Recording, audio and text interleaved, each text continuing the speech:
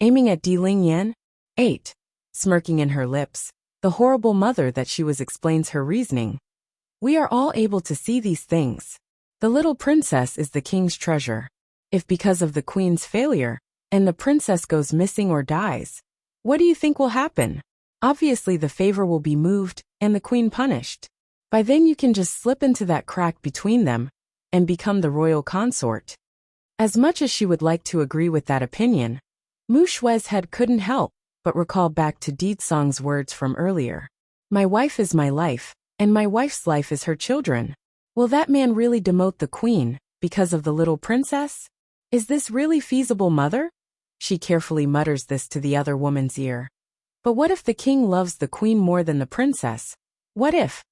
But Yu Yao didn't even doubt herself and cuts the girl off. Men love their children the most, that's a fact. Just look at your own father. Before we had your older sister, your father treated me as his precious jewel. Then look what happened. He's never cared about my feelings since then. That's right. The true and main reason she dislikes mooing so much was apparently because of the love she lost from her own husband. Even if the supposed girl was her own daughter, this wretched woman doesn't care. It's also one of the main reasons she doted Mu Shui, the younger daughter, as such. Her own husband doesn't like the girl, so she does it to spite the man. Really? Mu Shui asks with pursed lips. Maybe I can give it a try. Even if the king doesn't blame the queen, I can at least hope to snatch a part of his love due to this? A wisp of hope once again flickers within this leopard girl's eye, causing her lips to curve upwards into a smile. Mother, I know what I need to do now. The glory and pride of our tribe will be on my shoulders now. When father finds out, I will let him know I am the one he should be proud of, not that mooing. After all, she's only a maid and I will be a royal consort. Gently caressing her own daughter's hair, Yu Yao's tone softens up. You will always be mother's pride, and that mooing can never compare with you. She doesn't deserve what you are entitled to. The remark instantly raises Mu Shui's heart, and causes her chin to cock upwards. That's right, I am destined to be at the top. Anyone who gets in my way will be trampled under my feet. Just you all wait. Meanwhile, at the same time back over in the city gates, First Elder was growing increasingly more anxious as he gazed upwards at the continuing battle between Di Song and the keepers. The elder wanted to help, but as someone much weaker than his king, he would only be a baggage if he intervenes in this situation. By Yan's return 1. Just then, right as First Elder was about to fall into a panic, a new entry has arrived. The aura felt familiar, so the elder immediately turned to the source. In an instant, he could see that beautiful face reflecting in his eyes. Fatty father. Bai Xiachen cries out first, his eyes glowing with excitement at the sight of home. Truth be told, First Elder didn't feel at ease when Bai Yin took the prince away from the city before. He's afraid they would encounter some sort of danger outside. But now that they're back and safe, he's truly relieved. It's just that. Why hasn't the prince changed at all since 2 years ago? He's not taller or grown more mature. What's going on here? He's no different from a 6 years old. It's a given that First Elder wouldn't understand why. After all, when Bai Xiachen was asleep, he's akin to being sealed away inside his body, and that stumped his growth. Stepping back from the fighting, Di Song turns to his family that's on the other side of the sky. Yener, welcome back. Though smiling on the face, Bai Yan's tone was serious when replying. Di Song, these are. Naturally, as the husband, the man wouldn't miss his wife's intent, because this shouldn't come as a surprise. They are from the Celestial Palace. He plays along without any delay. Celestial Palace? Appearing surprised on the face, Bai Yan's voice grew hesitant. When I was coming back, I happened to pass by that place. It looks like they are fighting each other. What? Keeper Ling and his peers were all shocked by the remark, causing their attacking self to stop with ugliness showing across their faces. Those idiots! The grumpy keeper yells this out. We've only left for a few days and they're infighting? They never doubted Bai Yan's claim because aside from Di Song, they couldn't think of anyone else who could raise up such a fuss. Therefore, aside from infighting, what else could it be? We're leaving. Bai Yan's dark smile only grew deeper at that. Oh yes, when I was passing by, I also noticed a dead keeper there. If I remember correctly, they were calling her Keeper Red or something. I estimate it won't be long before several more keepers fall at this rate. Now the three seniors from the Celestial Palace could no longer stand still. They're white in the face instead of just shock. In this day and age, finding someone capable of breaking into the demi-divine lord level has become next to impossible. The last one was already several hundred years ago. That meant if even one of them dies, there won't be another to replace that individual. Sharing a glance with each other, the three of them didn't think much and wanted to leave this instant. Unfortunately, you think you can come as you please and leave as you please? Deetsong's cold frosty voice cuts in again. Darkening in his face, Keeper Ling snaps back. Then what do you want? Like I said, leave an arm or a leg first, then the three of you can leave. That said, the Demon King's figure was gone in a blink of an eye, reappearing right behind the three seniors to block off their path. Bai Yan's return too. Keeper Ling and his companions are now panicking. They were able to take the upper hand earlier during the fight because they had time, but now their attention was all on the Celestial Palace and getting back. There's way they could focus on this battle like this. Deetsong didn't miss this opening either. With a loud bang from his palm, he strikes at one of the old men from the rear and causes the person to spew blood from the injury. Damn it! If we had time, then this bastard won't stand a chance against us. But we must get back now. The grumpy keeper curses inside. Fight! Kill them! Running over then, and crying out that was none other than the old coot, who's been chasing in from the direction of Bai Yan's side. He kept jumping and clapping his hands like a kid who couldn't stop laughing. Ha ha ha. Hit them is good. Hit them is good.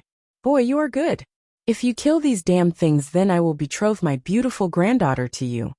Frowning in his face, Deetsong didn't understand where this old grandpa was coming from and couldn't keep up. Boy, is the old grandpa speaking to me? What the hell are you doing here, you old coot? Keeper Ling almost couldn't keep his breath, due to how outraged he was right now. He would strangle the other person if he's within reach. Boy, hurry and kill these crazies. Clapping his hand repeatedly, and ignoring the outcry aimed at himself. If you kill these crazies, then I will give my beautiful granddaughter to you. I will also give myself to you. Buy one get one, a great deal, right? Deetsong's face instantly went black over that. Where the hell did this person come from? Just wait until I'm done. I'll deal with him once I'm done. Meanwhile in the back, First Elder definitely recognizes this old coot though.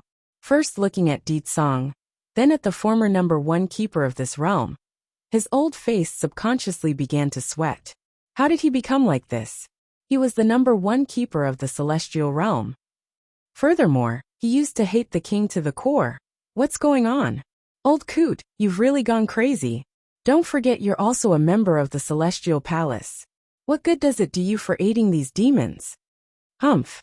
You damn things killed my beautiful granddaughter. You're the crazy one. All of you are crazy. I'm normal. I'm not crazy at all. Generally speaking, those that have lost their sanity would never admit to their own condition, which was the case here. Seeing it's pointless to let this argument to continue, Keeper Han decides to speak up after focusing back on his attack. Keeper Ling, Keeper Zun, I'm afraid this Demon King will not let us leave no matter what. If it was under normal circumstances, we can still drag this out and drain him till he's weak. But what if those back at the palace doesn't stop? If more of us dies in the process, then it will be a huge loss for the celestial realm. He's right on that point. With Deetsong's weakened self, plus 3 of them attacking at once, they are bound to be on top if they continued to drag this battle out. However, the situation wasn't going to permit them to dally around for that goal. So, a flash of conviction flickers within the third keeper's eye over what he's going to say. The both of you leave now. I'll keep him at bay here by myself. That said, the old man didn't wait, and instantly charged at Deetsong's figure to give his companions a chance to flee. Bai Yan's return 3. Keeper Zun naturally felt reluctant over the idea of leaving one of their own behind. After all, even a pet would become an important soul if long enough time was spent together. Not to mention Keeper Hyun has been with them for many hundreds of years already. However, this senior also knew he must, not for the sake of himself, but for the survival of those at the palace still. In the end, he could do nothing but follow in Keeper Ling's trail, who had left first. Ha ha ha. Keeper Hyun breaks out into an arrogant laugh, as if to bolster his own tempo once his companions are gone. Demon King, I may not be able to overcome you by myself, but even if I die today, I will still drag some of you with me. Boom. After he dropped in this remark, the momentum around the old elder's body grew increasingly more violent and caused the clouds above their head to swirl around like a cyclone. Self-explosion. Deetsong smirked with disdain at what the foe was trying to do. Indeed, the act of self-exploding from a demi-divine lord would create serious damage to the weaker ones beneath their battlefield. For the powerless ones, they would even die from the shockwave. In an instant, Keeper Hyun's body had ballooned up, a sure sign he's about to blow. Xiaochen. Bai Yan's complexion went white at the sight. Hurrying to pull her son into her arms, the woman wanted to protect the steam bun with everything she's got. Sure, she does believe in her husband's strength and his ability to protect them, but that doesn't mean she won't take precautions in case something unexpected occurs. Deetsong, on the other hand, wasn't fretting like everyone else in the vicinity. He's also mustering up his powers, but it's to cover the entire area around Keeper Hyun's body. Next thing the elder knew was that his suicidal attempt at wreaking havoc has come to a standstill. He stopped ballooning up. What's going on here? Why is the energy within my body fading away? Keeper Hyun stares out in horror. What did you do to me? Perhaps it's due to fear or just the knowledge of his own failure. But the old balloon actually started to shake and tremble. Am I really going to die for nothing? I can't even take some of the demons with me. You want to blow yourself up? Did you think to ask me first if I will allow it? Slowly walking forward with smirking contempt, Deetsong was intimidating and threatening in his menacing appearance. Originally, I would have had to spend some time dealing with you. But if you're asking to die by self-exploding, then I have no reason to not take advantage of your idiocy. Gulping hard. How did you interfere with my move? Isn't that obvious? Deetsong sneered. As long as I control your dantian, then you won't be able to explode, would you? Right now all you cared about is finishing your suicidal maneuver, and ignored your own defenses. That left you wide open for me to control your inner core. Due to the interference there, Keeper Hyun's body had stopped bloating up. However, he also didn't deflate, thus leaving him in an awkward and unmovable state. PFFFF. Not to waste time on this garbage, Deetsong raises a finger and shot a beam from the tip. Immediately to the naked eye, everyone could see that balloon gradually deflating onto the ground until he's become a flat paper shape. Bai Yan's return. Bai Yan could finally feel at ease after witnessing the scene. Xiaochen, it's all right now. But instead of answering like expected, the steam bun actually turned it around and started to comfort the woman. Mother, don't be scared. Those people are so stupid and bad. What is there to be afraid of? Yes, in this little guy's view, those keepers who stand at the peak of a whole realm are all stupid and low IQ, which wasn't wrong at all in this case. Think about it. If it wasn't for Keeper Yellow's token calling for help, would the three believe Bai Yan's nonsense so easily? The answer would of course not. That means the whole reason Keeper Hyun died was because of his own people's doing. They indirectly killed their own. Deetsong, I have something to tell you. Releasing her son, Bai Yan got serious in the face. Those people from the Celestial Palace are after our daughter. Deetsong's expression sank as well. I know, but don't worry. There's nothing they can do while I am around. No danger will befall Ling Yan. Sure, he may not necessarily care about the kids as much as his wife, but they are Bai Yan's lifeblood, making them his as well. I believe you. Bai Yan releases her tense face and smiled again, which made the Demon King smile as well as a consequence. First Elder, I also have something I want to ask you. Bai Yan then turns to the Elder, who wasn't that far away at this point. In my previous life, am I somehow related to the Celestial Realm? The old Elder wanted to say something, but didn't due to how sudden the question was. Does the Queen remember everything? Don't think too much on it, I'm only asking. Regarding everything, I'm still only getting small fragments of it in my dream. She quickly explains. afraid the other side would mistake her sentence for something else. Twitching in the mouth. What does your highness want to ask? This old man. Does he have anything to do with me? Bai Yin points to the old coot who had already ran over, and clapping his hand. However, her question did bring a pathetic look into those eyes like he's hurt. Good granddaughter, I know I'm wrong. Are you really not going to want me anymore? Unable to bear this, Bai Shachen tugs at his mother's sleeve. Mother, great-grandfather is so pitiful, can we take him in? After saying that, the boy made sure to get all watery in those eyes while gazing upwards. Hold on, Shachen. I want to hear from First Elder before making a decision. Ruffling her son's hair. She doesn't want to rush the matter, nor does she want to disappoint her son. Now First Elder definitely fell into a pinch. What should he say? Tell Bai Yin she's the adopted granddaughter of this old man that has clearly lost his sanity, and that every time the old man would kick the king out with a broom whenever he saw him? I guess you could say that. After a long while of indecision, he mutters this vague response out. I better keep the part about being kicked out with a broom to myself. Otherwise who knows what will happen to me? Could say. Bai Yin frowns with more questions than answers. This, getting all sweaty under the pressure. First Elder eventually caved in, after noticing the angry stare from the old coot. You are his adopted granddaughter. Bai Yan's return 5. Bai Yin now got it, and everything made sense now. Looks like I really do have some sort of tie to the Celestial Palace. And this old man didn't recognize me incorrectly. I know you. The old coot suddenly jumped his feet in anger, while pointing at First Elder. You are one of the little bastards people who tried to kidnap my sweet granddaughter.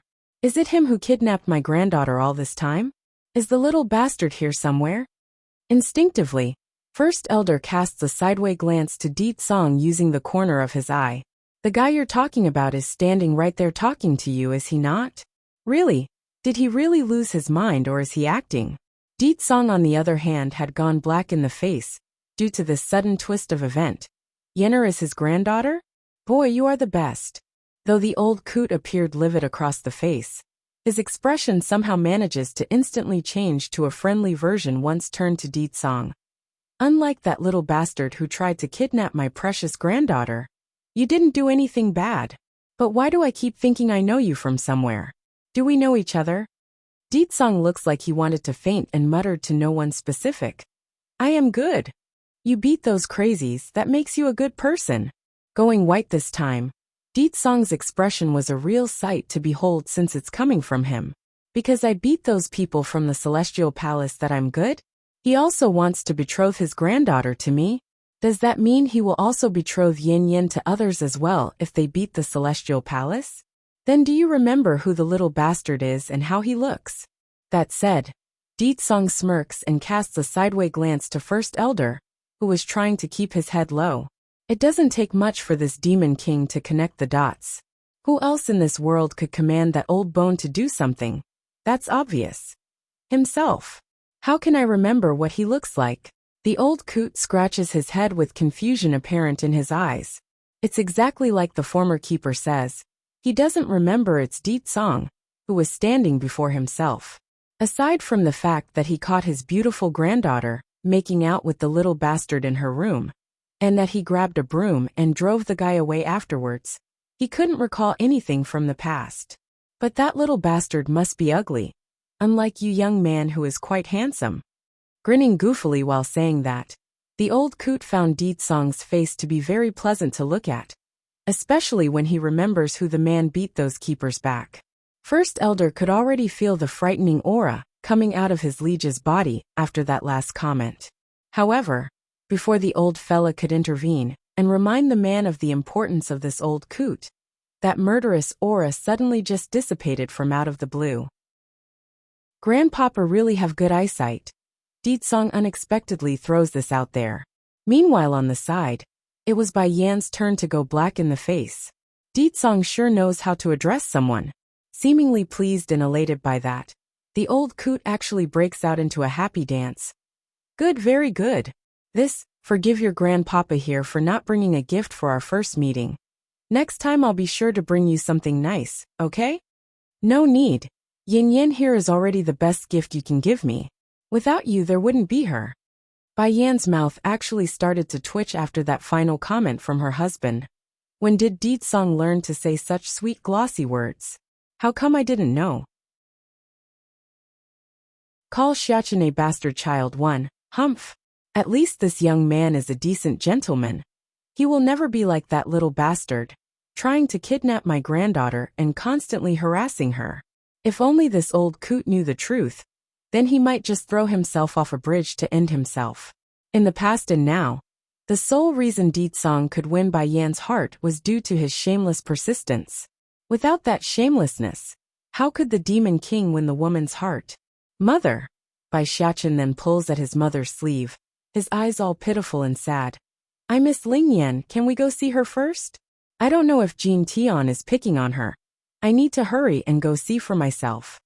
Understanding how much her son wants to see his little sister, Bai Yan didn't have the heart to refuse. Soften her voice. Okay, you go inside first and find your siblings. Me and your father will follow behind soon. Yay!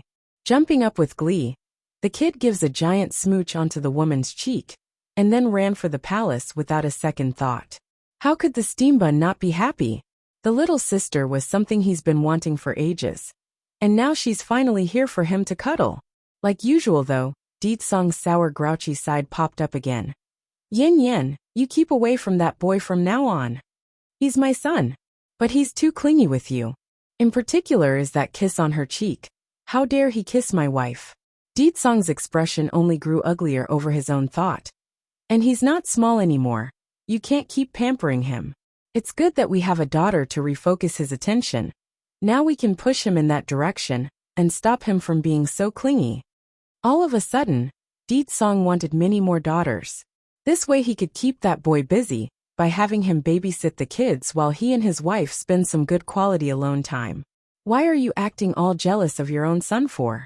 Bai Yan's opinion of this husband of hers just went down a notch. Catching on to that look coming his way, Di Song couldn't take it, and decides to express his dominance. First going up to wrap his arms around her waist, he leans in and forces a kiss to take ownership. Your whole body top to bottom is mine. Only I can kiss you. Anyways, what do you think of Dragoni? Do you like her as a daughter-in-law? Dragoni? I like that child very much, and I always feel like I have some sort of traction to her from the get-go. That answer brought a smile to Di Song's face. I'm of the same positive opinion about her. She is a suitable candidate for Xiachen. If we can put him and her together, then he will stop hogging your attention from me. I won't have to compete for your time. Yes, I need to put in precautions before it's too late. That boy is already so clingy at this age. What if he grows older and gets even more clingy? That will be terrible. That won't do. He can get his own wife. Blinking her eyes over the idea, Bai Yan kept staring at her husband. Di Song, is he trying to sell our son out like a prostitute? This? Furrowing that brow. I don't want to force anything on them. Dragoni and Xiachen have their own will. I want them to make their own decision. She liking Dragoni was true. There's no lie in that. However, she doesn't want to force anything on her children. That's a standard she won't budge on. And, if you're going to send Xiachen away then I'm going with him. Di Song's face instantly went dark with his jaw dropping down. I knew it. Only the love between a son and a mother is true love, and the husband can only be abandoned. Call Xiachen a bastard child too. I can't even get some alone time. Yenner, twitching in the corner of his mouth. Di Song wanted to say something, but was silenced by the stare from his wife. She's eating me through and through. Oh whatever. At least Xiachen has Ling Yan to distract him. Now he likely won't come interrupt us in the middle of the night like he used to. The city guards stationed around the wall was well used to keeping up an indifference appearance. After all, they are not crazy enough to laugh at their king. What they are surprised about was how easily their queen was able to control Di Song. It's just one glance. That's all it took to make him shut up. Good. Bai Yan then raises a hand to stroke her man's chin, like she's lolling a puppy dog. Normally anyone would find this insulting. The Demon King was no pet that could be won over by a little scratch. Yet this was exactly what works. Imagine a tail wagging in the background. That's the perfect description for the image Song was portraying. I'm tired, let's go back and rest. Shrugging her shoulder after noticing all the strange looks coming her way, Yen drags her husband by the sleeve like she's holding a leash. Though a bit aggrieved in the face over his low standing in the family, Song didn't struggle and continued to speak while they walked. If you don't want to force the kids, then why don't we make a few more sisters to give him? With so many siblings for him to take care of, he won't come bother us anymore. As the old saying goes, if one doesn't work, then make it two. If two doesn't work, then make it three. For by Xiachen, who always come knocking at their door in the middle of the night. The boy's a stalker that needs to be redirected. Imagine your bottom part was rearing to go and someone douses it with water at its peak. What man wouldn't be angry? Okay.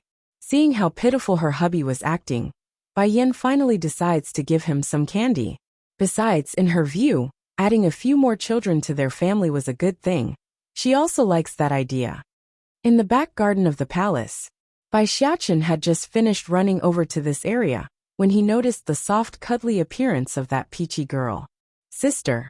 It's then right as he's about to call out to get the peachy girl's attention, Yen abruptly loses her balance and was about to fall into the pond. This scared the daylights out of him. He wanted to save her.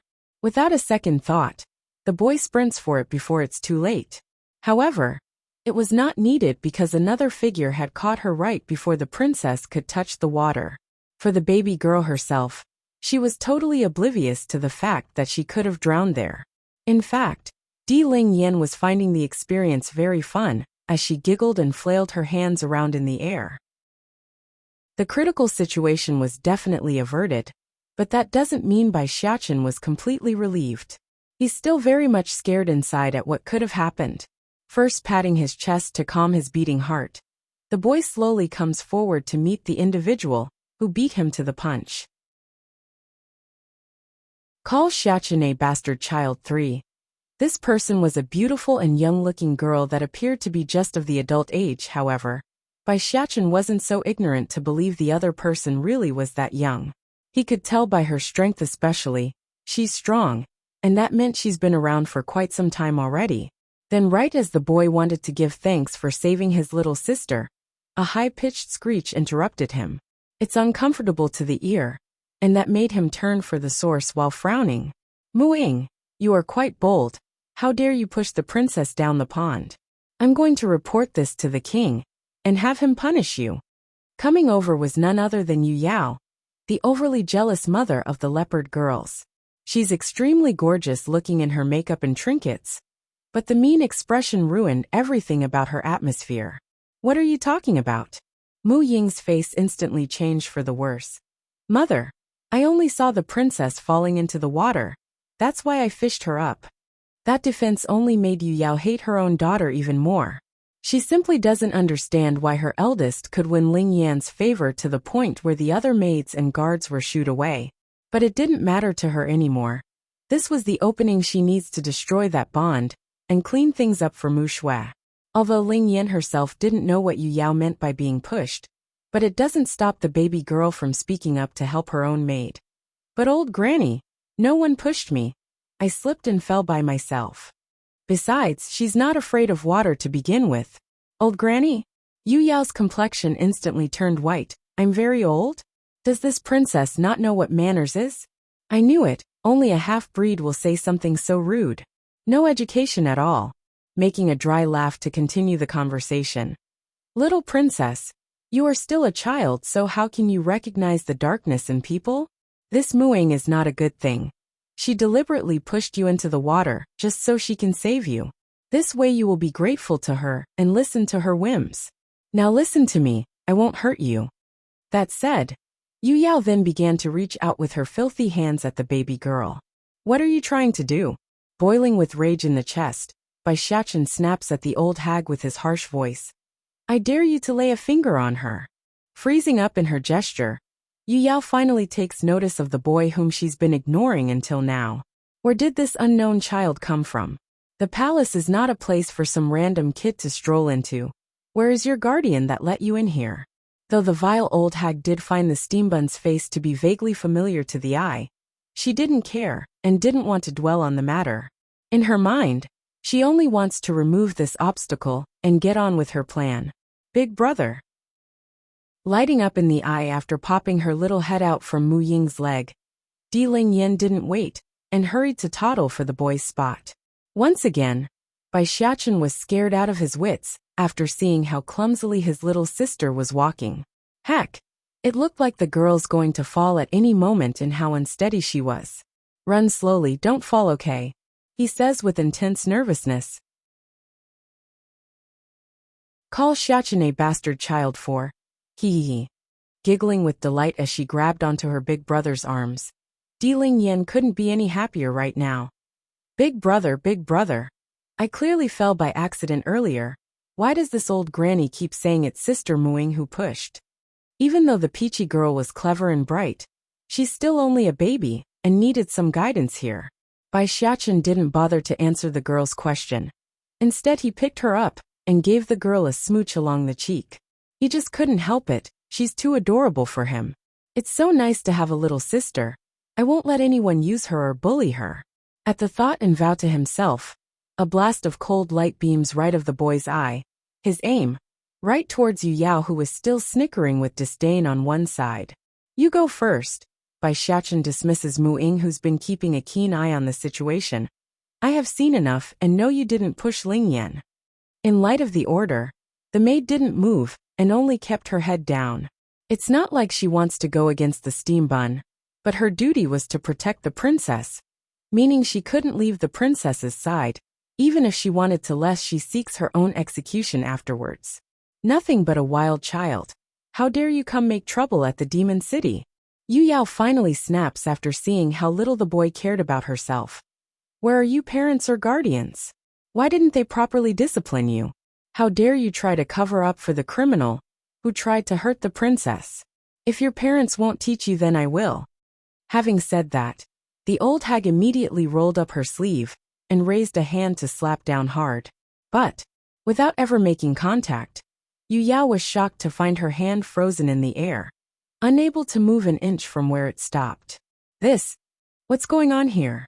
A flicker of panic filled the old hag's face, causing it to lose all color of red, like it's been sucked out of her skin. What did you do to me? Her voice trembled with fear. It's just a human child. How can he limit my movements? Smirking coldly in his face. I don't care what sort of dynamics your family has going on here, but I will not let others take advantage of my little sister and use her. This little sister was someone he intends to dote and love for the rest of his life. There's no way the boy would allow anyone to have an inch of that evil thought in mind. If they do, he's going to remove them for good. You, biting her lips hard. Let go of me now. I'm warning you. This is the demon city. If you try anything, then the king will not let you go. He will kill you and your entire family for crossing me. Mu Ying was absolutely astounded on the other side. She just couldn't believe how stupid her own mother was right now. Dare to say, brain-dead would be the perfect description for Yu Yao in this case. For one thing, it's obvious to the maid that Bai Xiachen was no human child. He's using bloodline suppression. Then adding in the part regarding the way the princess was addressing the boy, calling him big brother, the answer was obvious relating to his identity. Then before anyone could say more, a series of running footsteps from the rear had caught the group's attention. Excited in the face at the thought of help coming, Yu Yao got all confident again. Little twerp, do you hear it? Those are the soldiers of the demon city. They have come to help. You better let me go now. Otherwise I will have the king execute you. Just so you know, the king is looking to take in a consort soon, and I will be the king's mother-in-law by then. I am not someone you can afford to offend. Naturally, the ignorant old hag would never dare to say that out loud in the public. But this wasn't out in the open. First, it's Mu Ying. She's also a member of the leopard tribe, so she's out of the picture of concern. Then there's Bai Xiachen, who she still assumes was but a human child. No one would believe him if she herself denies the claim, or so she believes anyway. Then the princess.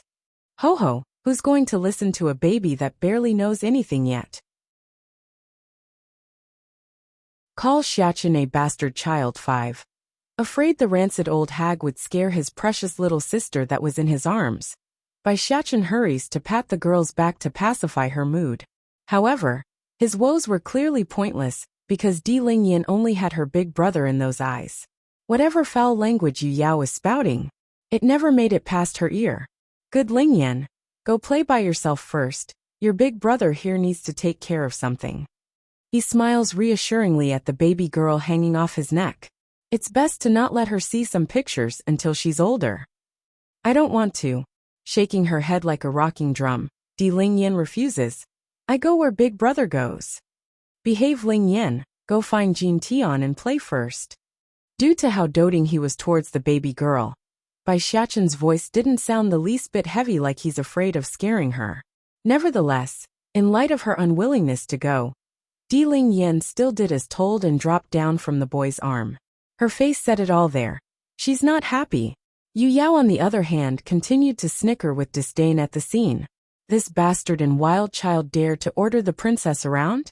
I don't know how he seduced the baby girl, but no one can shield him once the princess leaves. Once we're alone, Humph, I'll make sure he learns who's in charge. But the old hag's evil plot was never meant to be. Before Di Lingyan could take a single step forward to leave, the footsteps that was still pretty far away had now come into view. These men were heavily dressed in armor, all looking sharp and strong in the eyes. Yu Yao naturally felt elated at the supposed reinforcement. What are you palace guards doing? How can you let a wild child into the palace grounds without anyone noticing? I'll be sure to tell the king about your failure. Leading the group here was a demon by the name of Yuan Pe. He's the captain of this squadron. As for why he came running in such haste, it's because he got a report from his subordinates earlier that Prince Xiachen has returned. But what he didn't expect on this meeting was the harsh words coming out of this Yu Yao's mouth, who shouldn't be here to begin with. In fact, he could feel his knees shaking right now. That's how horrified this captain was right now. Just like their head, the rest of the palace guards were also stupefied. This woman is nothing more than the wife of that leopard tribe's chief. How dare she scold the prince? And how dare she order us around? Who does she think she is? Yu Yao continues to be oblivious as usual. Heck, if someone with a smidge of brain just took a closer look, they would immediately notice the livid faces across the men. Cocking her chin high. From the way I see it, you palace guards also need to be punished and reorganized for this failure. Not only did this wild child sneak into the palace, he's also trying to defend Muing, this bad seed who tried to harm the princess. If it wasn't for me coming in the nick of time, who knows what sort of plot they would have committed. Without preparation for that ridiculous accusation, Yuan Pe the captain completely fell to the ground as he tripped while running. Instead of properly coming to greet Bai Xiachen by bowing on one knee, he ended up crawling and kowtowing like a criminal that was pleading for mercy. Talk about bad timing. The poor demon captain never did a damn thing. He only came at the wrong time. Now he's likely to suffer some sort of punishment for merely hearing Yu Yao's foul tongue. Prince Xiachen, forgive me for coming late. Prince Xiachen. Instantly after that title, Yu Yao's cheeky grin froze, causing her expression to turn an ugly shade of white as she awkwardly stared at the boy. Asking for death 1. Are you mistaken? There's no demonic energy coming off of this child. How could he be the first prince? Yuan Pe didn't give a direct answer to the woman's question. Instead, he wiped the sweat off his forehead before looking up at the annoyed boy. When he saw that displeasured face, the captain immediately tensed up and shot an angry glare over to Yu Yao. How can we not know our own prince? Rather, it's you. How dare you vilify his highness and frame the prince? Snap! The last string inside the old hag's mind finally broke apart, leaving her in a blank state of disrepair. How could he be the first prince? How could he? The little guy is clearly a wild child from the outside. Someone come, take this woman away. Yuan Pe's face was cold and hard when shouting this order. Hold it. Yuan Pe hurriedly swung his head around. Is there any other order you wish of me, your highness? In light of being so small and young, Bai Xiachen's dominating aura was already starting to show on this occasion. You just said my father wants to take in a consort, that you are my father's mother-in-law. What does that make my grandmother then? A gust of wind swept through, causing Yu Yao to shudder profusely like a chill ran through her back. In her desperation, this despicable mother actually had the nerve to turn towards Muing, the very girl this old hag tried to frame as a criminal. Thankfully, the eldest daughter of the leopard tribe had enough sense not to make eye contact. After all, she's not only gone through various maltreatment at the hands of her own mother, she's now also being plotted against by her own family. The consequences are death by execution. That's beyond the level of being biased anymore. Yuan Pu and the others were stunned by that comment, of course. Some time ago it was widely known that the king wanted to take in a consort. They're aware of this rumor. However, that idea has been shut down the day First Elder came out of his closed-door training period. Of course, many still believes that to be the case inwardly, but would never say it aloud. Now where's the issue here? Well, a consort was nothing more than a concubine. How could a concubine's mother be Deetsong's mother-in-law? That's unheard of in their society. I want a consort. A cold and gloomy voice suddenly reached out from the rear, like a claw choking their throats. Yu Yao felt the dread seeping right into her heart at this moment, because she recognized who it was. There's infinite terror circulating across her veins right now. Mother! Seeing who has arrived, Di Lingyan didn't hesitate, and threw herself into those outstretched arms that caught this peachy girl in the nick of time. Hold. Deetsong had no comment for the playfulness of his daughter's behavior, but he did want to get to the bottom of this matter. Who will explain to me what's going on? What is this I'm hearing about me taking a consort? When did I say such a thing, and how come I didn't know? First Elder, who was right behind the Demon King, almost wanted to throw himself into a hole and hide there in this moment. He couldn't believe this.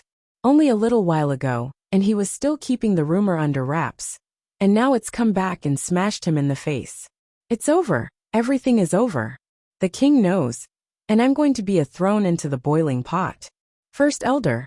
Deetsong's gloomy call to the senior instantly made the elder come back to attention. Asking for death, too. You told me there's nothing worthy of note while I was away from the city. First Elder, don't you have some explaining to do? Deetsong's cold hard gaze eventually fell upon the old senior, once a loud thud caught his ear from the rear. It's the old man crumbling to the ground, trembling in his voice. Sire, forgive me. I was in the middle of a closed-door training session, and didn't know about the rumors until I came out. By the time I got wind of it and started to investigate the matter, Your Majesty have already returned. Is that why you're hiding it from me? Afraid I would get mad? Deetsong presses for more info, his tone still as frosty. No reply came from the elder, because he knew the fault lies with him on this issue. He was in charge, meaning he should have done a better job. What if Bai Yin misunderstands and runs off again? That would make him the greatest sinner. Thinking up to here, First Elder timidly looks up towards the woman in question. Queen, you have to believe in His Majesty. These things are all just rumors and fakes. There's no way the king would want another woman. He's absolutely true towards you. Caressing her chin while glancing back at her own man, Bai Yan's next words were unexpected. As the old saying goes, there wouldn't be waves if there aren't any winds. Deetsong's face instantly went bleakly white. The poor Demon King only felt so confident earlier, because he believed his wife would believe him. But now what? What does she mean by there aren't waves if there aren't winds? She doesn't believe me? We clearly went through so much together, why doesn't she believe me? Yin, why don't you believe me? I never once thought about taking a consort. I said I will only have you in my entire life, never to violate that vow. I can use my soul as a token for the oath. Deetsong's tone sounded both sad, angry and painful there. A mixture of everything. Bai Yan's face got livid over how stupid her husband was acting. You shut up first. Sure enough, the wife's slave instantly went silent, and closed his yapping mouth. Talk about holding no place in this family. He couldn't even save some face before his subordinates while trying to make a case. Done with shutting up the Demon King, Bai Yin then turns back to First Elder. As I was saying, there can only be waves if there are winds to push it. The fact that there are rumors floating about means someone is trying to aim for that spot. You really should go find out who this bad seed is. Otherwise it will only get worse with time. hanging that old head in shame. Yes, Queen. This is my fault for not getting to the source faster. I will have my people investigate this to the core. Originally he only sent a couple of his men to investigate, mainly due to the recent battles and the fear of the Celestial Palace coming, which prevented him from adding more forces to the investigation. Now that he's been given the go-ahead and didn't need to keep it a secret, well then hell yeah, he's damn sure to get to the bottom of this rumor. Yin Yin, you didn't misunderstand me? Song speaks up from the side again, his voice hesitant and still aggrieved. Silly. Swinging around, Bai Yin grins beautifully at her puppy man-child. Seriously, she herself was partly to blame for this sort of behavior, and she knows it. The first time Bai Yin would run away from home with her son was because of the lack of faith that she won't deny. However, it's like the Demon King says, they've already went through so much, built up so much, how could she not trust him anymore? Asking for death 3. Yu Yao's body continued to back up into a corner, her eyes showing incredulous disbelief. The demon realm's wise and mighty king would become a slave before his queen? This is that man. He promised her one love, one life. Ridiculous. Ridiculous. Women should be nothing but ware for men. How can she dominate such a mighty king to herself? This can't be happening. This is not real.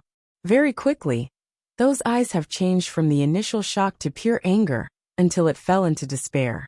Even so, this wretched old hag continues to deceive herself, and refuses to face facts. Mother! It's then Bai Xiaqin's voice broke in, his body rushing over to throw himself into Bai Yan's arms as well. Mother! Ling Yan almost fell into the pond just now, but was saved by her maid over there. Pointing to Mu Ying, who continues to keep her head down. But then that old hag jumped in from out of nowhere, and kept blaming her, saying it was the maid who pushed my sister into the water. She insists on punishing Ling Yan's maid for some reason. At first Bai Yin was still showing her loving and doting face at her 2 children, but that instantly changed after hearing that outrageous story. And do you know what, Mother? When I defended Ling Yan's maid because I saw everything too, that person called me a wild child of some bastard. She kept scolding me and said I had a bad upbringing. That only made Bai Yan's expression sink darker to the point where those around her instinctively took a step back.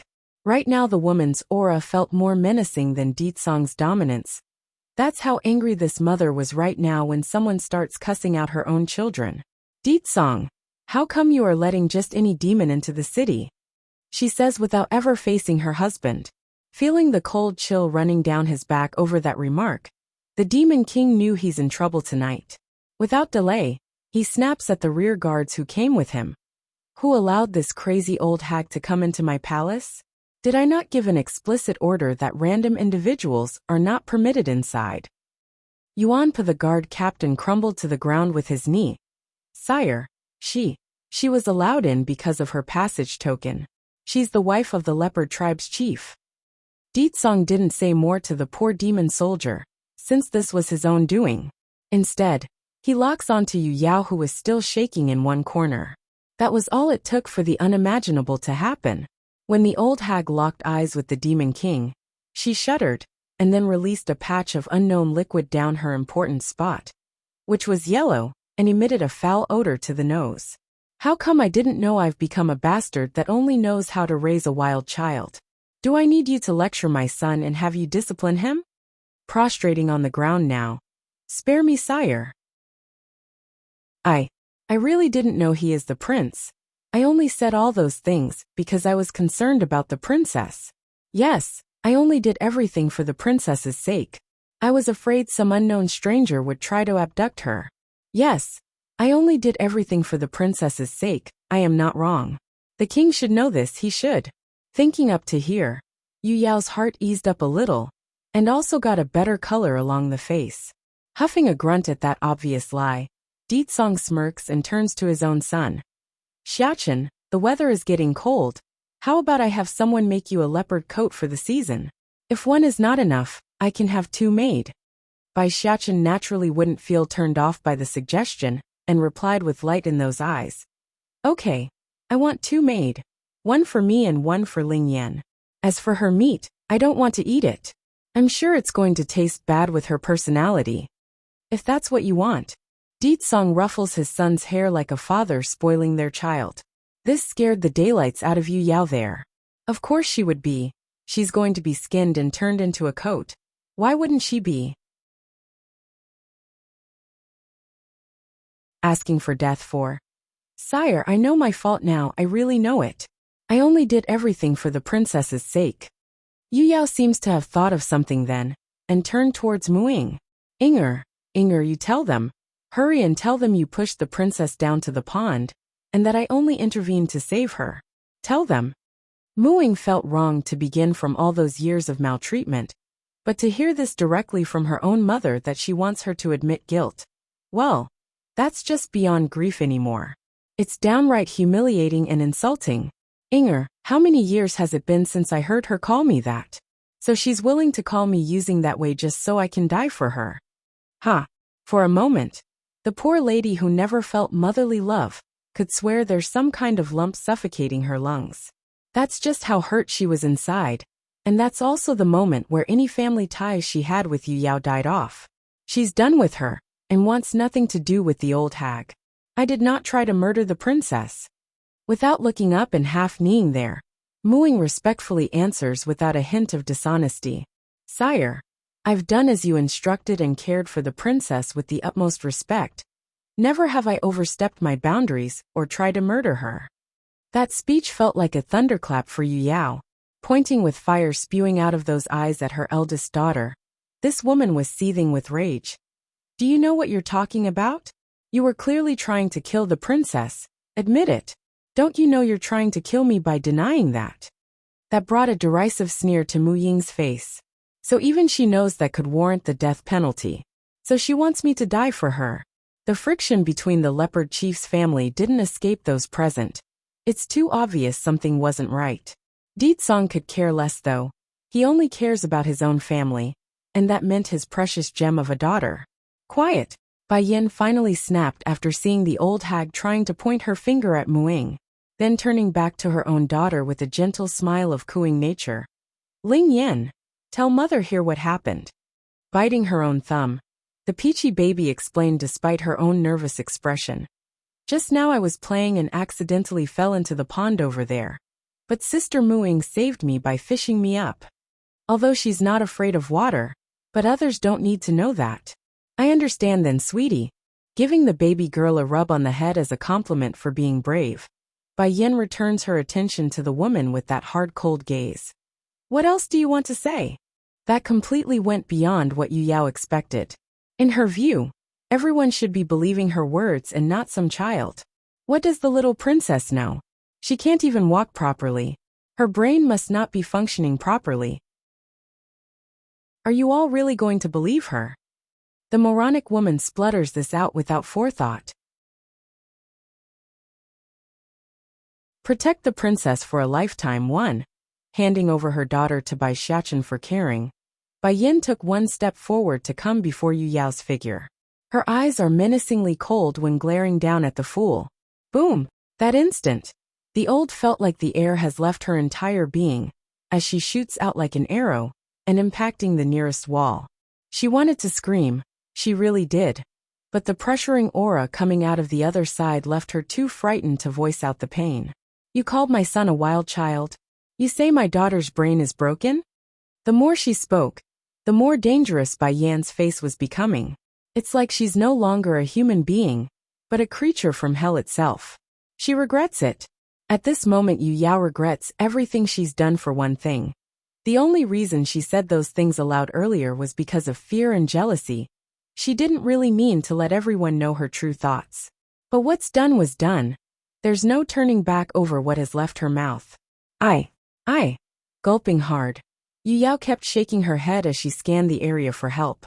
But not one look coming her way said they would, which eventually caused this old hag to turn back to Muing. Inger, the princess always trusts you. Help me beg them. I don't want to die. I really don't want to die. Only you can help me. Muing didn't budge though. She remained still and stood beside the peachy baby's side with that sarcastic smirk. You wanted me to die back there, why should I? You wanted me to die back there, Why should I? Ah. Originally the old hag wanted to say some more to make her case, but the sharp pain coming out of her arm sent her screeching in pain. It was Bai Yan's doing. She snapped the other person's bone with her grip. Mooing, save me, you save me, or I will not let you end well either. I will expose you to everyone. I will expose you. When it came to the last part, her words were deliberately repeated, and tone increased to emphasize the point. Mooing, on the other hand, continued to ignore her words, only looking to one side without speaking. She didn't do anything wrong, so what was there to fear? Queen, please spare me. I can tell you who is making all the rumors. It's all Mooing. She spread those rumors around. Her purpose is to promote herself into the consort position. That's why she got close to the princess. She wanted to use the girl to get to the king. Yu Yao splutters this all out through grits and stone. You. Mooing was absolutely flabbergasted at the shamelessness of her own mother. Even to the end, she would rather have me die instead of Mu Shui. We're both her daughter. How can she be this biased? Closing her eyes, the faithful maid seems to have come to a decision after a long second of silence. My queen, I am guilty. Yu Yao actually fell silent in that moment, as was everyone else present who were equally as stunned by that admission of guilt. Protect the princess for a lifetime too. So Mu Ying's just going to admit guilt so easily when she kept denying it earlier? The crowd thought, not quite understanding why. Queen, I am guilty. I've long known about Yu Yao and Mu Shui's ill intents. My sister wants to be a consort, and has been spreading the rumors on her own in secret. If you need proof, then you can go ask the demon soldiers that brought us into the palace. They were also present when my sister first started those lies. Yu Yao's expression completely changed after that, her voice growing insanely angry. However, Bai Yan's pressuring aura instantly shuts the old hag up again, so she stops interfering. Without the interruption, Mooing continues her story. I know my crime is deep, Your Highness, but I couldn't bring myself to oust my own family back then. Now they're getting worse, and even tried to frame me. I was wrong. My own weakness allowed things to reach this stage. In light of her own belief, this leopard girl didn't regret her decision that day. If anything, Mooing believes whatever that's about to befall herself would be the debt she owes to Yu Yao for giving birth to herself. From here on forward, she owes this woman nothing. That's why I've been limiting my younger sister from getting close to the princess. I know her personality. She was likely scheming to use the princess to her own advantage in some way. I know what I did is selfish and my own fault. Please punish me accordingly. I deserve this. The whole garden has fallen quiet, with most not daring to speak up. Indeed, you are also guilty for hiding this from us. Bai Yan eventually broke the silence. And your punishment will be a severe one. Mooing didn't defend herself, only bowing her head low. So Her Highness wants to dispose of me, that's fine. Yu Yao finally found her voice again after this sudden twist of event. Mooing, you bitch, you think you can escape this disaster? With the queen's mean, you will also die, ha ha ha. Looking at her crazy hysterical laughter, one had seriously questioned if these two are really mother and daughter. If anything, they look more like mortal enemies going at each other's throat. It really begs to wonder what sort of experience could turn someone into such a vile existence. Bai Yan didn't pay attention to the annoyance though, continuing with her still hard voice. So, I will punish you by ordering you to protect my daughter for the rest of your life. Are you willing? Mooing was shocked and stunned by that. Looking up, she stares in disbelief at the demon queen. There's no malice from what she saw, nor deceit or mockery, only the serious and firm look of someone asking if she's willing. This made the leopard maid go on a beating rampage of excitement. Her Highness wants to let me go. Yu Yao's expression froze in that split second. She too was in shock and in disbelief due to those words. Yammering her lips, this old hag couldn't say a thing due to losing her voice and mind. Why? Why didn't the queen punish Mooing? Mooing is a bitch that deserves to die. I'll ask you again, are you willing? Bai Yan asks once again, her brow furrowing due to the lack of reply. This time Mooing didn't hesitate and practically blurted out her decision by nodding and stuttering. Yes. I am willing. I will use my life to protect the princess. If I violate my oath, then let me be damned to the darkest and cruelest reaches of this world. In saying this, her eyes are strong and glowing with luster. Very well.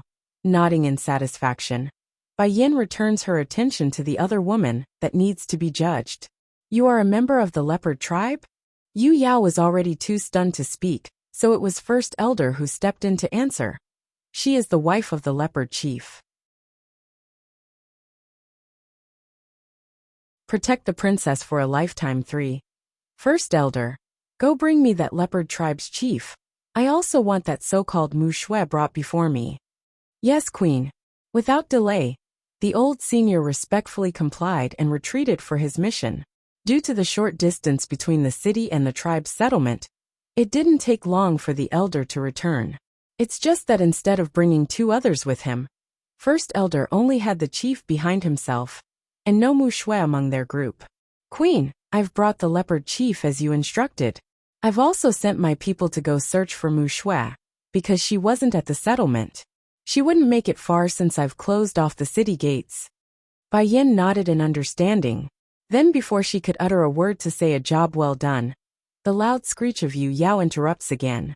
Yu Tian, hurry and save me. I don't want to die. I don't want to die. Mu Yu Tian appeared livid over his wife's outcry. He's already heard the full story while coming here, so any will to help was lost to the wind at this point. Seriously, it's bad enough to scold the royal family's children, but to push their eldest daughter to death as a scapegoat? Just thinking of that idea brought chills to this leopard chief's spine. He's been sleeping with such a vile woman. How could he not? Inhaling deeply, Mu Yu Tian takes to the knee without ever looking to his wife's way. King, Queen, I have already heard the full story from First Elder. I won't have any objections if you wish to deal with her as you please. Yu Yao was shocked by her husband's statement. She thought no matter what the man would try to save her at all costs. Instead he gave her up so readily. Did you forget your vow to me, Yu Tian? You said you will love me for the rest of my life. Why are you abandoning me now? Why? The old hag shrieked, the pain in her arm causing that face to distort into an ugly mask. Smiling bitterly as he faced the woman. You are asking me why? Did you forget how you've treated Inger all along? I thought you are only biased to Schwer because she's the youngest, but to think you would try to push our eldest daughter into the burning ember. I can't believe you. Now you actually have the audacity to offend the royal family and drag the entire tribe down with you as a gambling chip. After saying that, the chief had to take in a huge deep breath in order to keep himself in check. Otherwise he might just run over there and strangle his own wife. Yu Yao once again collapsed after being scolded by her own husband. Clenching that fist, this old hag was in absolute despair now that her last hope was crushed. Perhaps it's the bond of being husband and wife for so many years, but Mu Yu Tian did end up making a pained face once he heard that thud of her falling. Turning around again with frustration. King, Queen, I know I am in no position to ask for anything, but can you give her a swift death when doing so? Bai Yin looked at the leopard chief and said nothing else, neither agreeing or denying with her action. However, her next maneuver told everyone it's not going to end well. Seeing the demon queen coming closer and closer towards herself, Yu Yao could no longer keep her body steady and crawled against the wall. I can give you a swift death, but you scold my son and abused my daughter. For that, I will cut off your tongue first as punishment. She couldn't even bear to scold them herself, so how could she allow others to discipline them in her place? For that reason alone, Bai Yan's going to dish out some notable punishment, so others in the future wouldn't even think about going down that path. Protect the princess for a lifetime. 4. No, but that's all Yu Yao could utter out there. What followed next was the sight of blood surging out of a wound along her chest as the blade pierced right through that body. That's the price of insulting my children. Bai Yin says, her voice hard and cold. That's the price of insulting my children. Tears of regret came pouring out of the old hag's eyes. She wanted to mutter something in her dying state, but she was done at this point. There's nothing left holding her life in, which could be seen when her head fell downwards and hitting the ground. Although Muing has lost all love for this despicable mother of hers, but watching the very person who gave birth to herself, still felt like a sting to the heart. Is it worth it? All of this? The maid inwardly asks. Mu Tian also had a change of expression once his wife finally breathed her last breath. The leopard chief thought he could be indifferent, but when seeing the very woman whom he shared a bed with for all these years go like this, he just couldn't bear being so heartless. Emotions converged like a tidal wave that brought him to the brink of tears. Even so, despite his wish to do something, which was already too late, the leopard chief also knows the peaceful life he and his tribesmen are enjoying now are all thanks to the Demon King and his followers. A choice between his own wife or the entire tribe's welfare. Mu Tian knows he has no choice in the matter. King, Queen, is there anything else you need of me? Turning to the person, Di Tsong's reply was frosty and hard. I want your daughter Mu Shui here before me, go find her. A slight tremble shook the chief's body, but he kept his head down and complied nevertheless. Yes, sire. I will go find that unfilial daughter of mine. Then go. With the go-ahead, the chief arched his fist and left without complaint. Easing up along the face again, Di Tsong returns his attention back to his wife. Yin Yin, I will definitely find that Mu Shui and give you a proper answer. The promise was not only to his wife, but also to himself. Seriously, he doesn't know what sort of sin he committed in the previous life, but he hates the fact that there are so many out there trying to tear his life away from Bai Yan. Now others are also framing him of adultery. Fortunately, Bai Yan believes him. Otherwise he would be crying right now and screaming. Mama! Di Lingyan suddenly breaks free of Bai Xiaqin's arm and sped over to Bai Yan's side, a whole world apart from her previous way of walking. Hold, I want Carrie. Without denying her daughter's demand, Bai Yan happily bent down and lifted the peachy baby up from the ground. I love you the most, Mama. Giggling with glee, Di Lingyan's untainted voice was like a breath of fresh air along this garden. It's crisp and pleasant to the ear, a stark contrast to the dead body, currently lying not far away from the group. Then Ling Yan, what about Papa here? Di Tsong asks with a huge smile of his own. Back when they were staying at the Sky Mountain for the first year of the twins' life, it was this Demon King who mostly took care of the children's daily necessity. What bothers him was the fact that the kids still preferred his wife over himself. That's something he couldn't figure out why. Bai Xiao has come one. Mama's body smells nice, I like her more. Papa though doesn't smell nice, so I don't like hugs from Papa. Di Tsong's face instantly went black, which didn't escape Bai Yan's sharp sight. Why does our children all turn their backs on you? Are you doing something behind my back that makes them not like you? That remark only made the Demon King's expression go even blacker to the point it's bordering on distraught.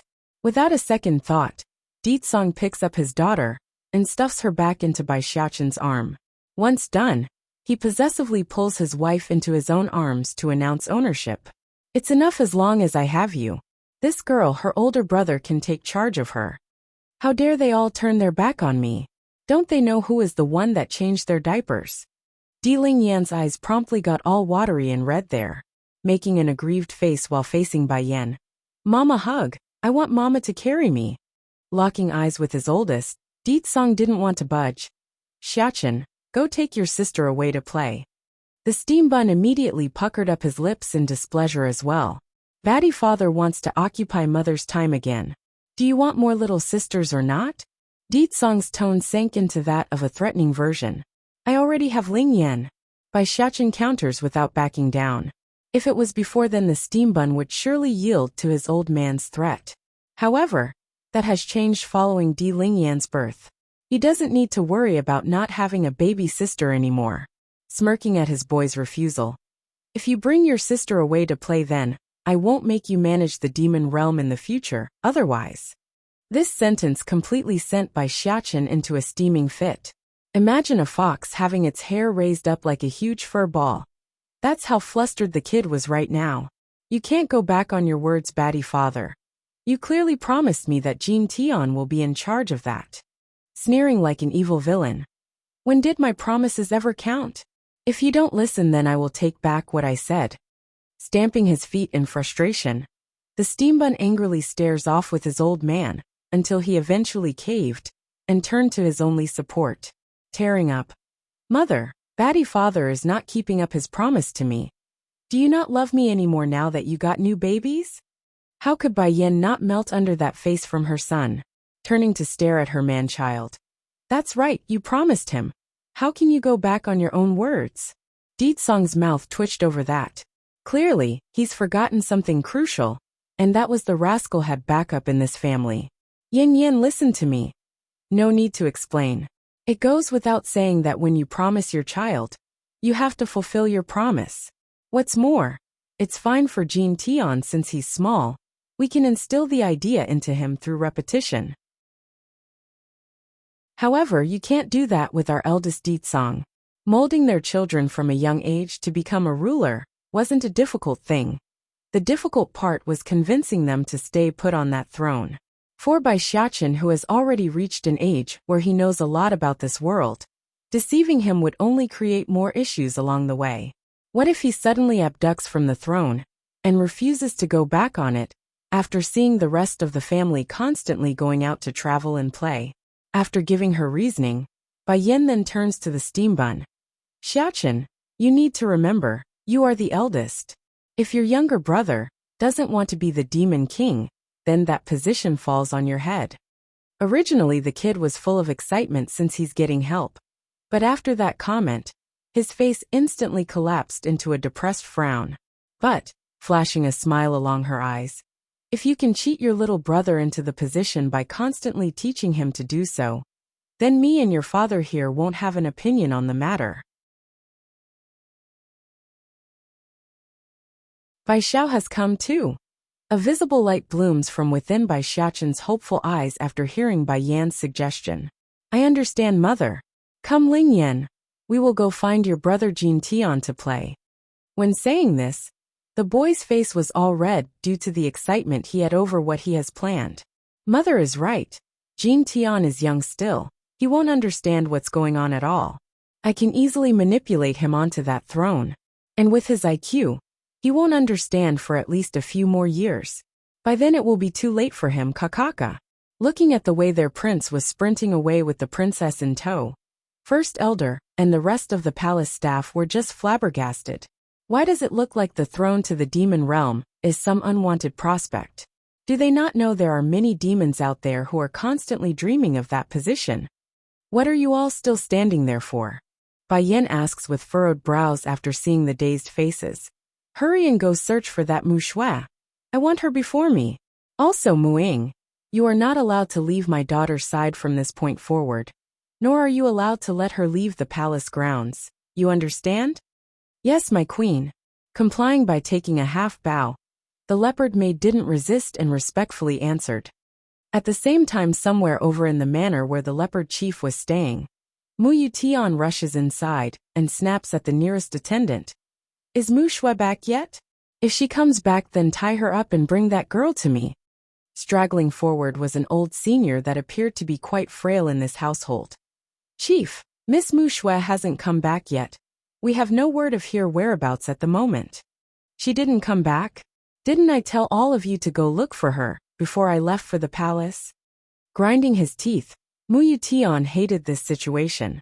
He's lost his wife today, and he nearly lost his entire tribe because of that rascal of a daughter. What more could go wrong? In contrast to the hectic atmosphere going around the city, the palace grounds were rather peaceful right now. For example, Bai Yin was leaning against the comfortable bed she arranged inside the garden pavilion when the three steam buns were busy frolicking around in their playful antics along the grasses. Big brother, big brother. Under the bright sunshine, Jin Tian kept chasing his older brother with a look of grievance along his gluttonous face. You only hold Ling Yan and won't hold me.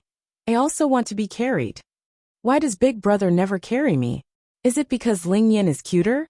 That's why big brother doesn't like me? Or is it because I'm too greedy during dinner? Does big brother not like greedy kids? Showing puppy eyes. Big brother, I can eat less when we have dinner later. Can you hold me too? Casting his gaze downwards at the gluttonous boy that's clinging to his leg, Bai Xiachen sterns up along the face like an adult lecturing a child.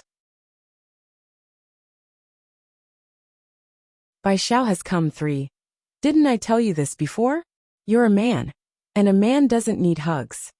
Apparently Bai Xiachen was so into his role as an older brother that he forgot his own past tales. He too was a super clingy baby that always refused to come off of Bai Yan's arms.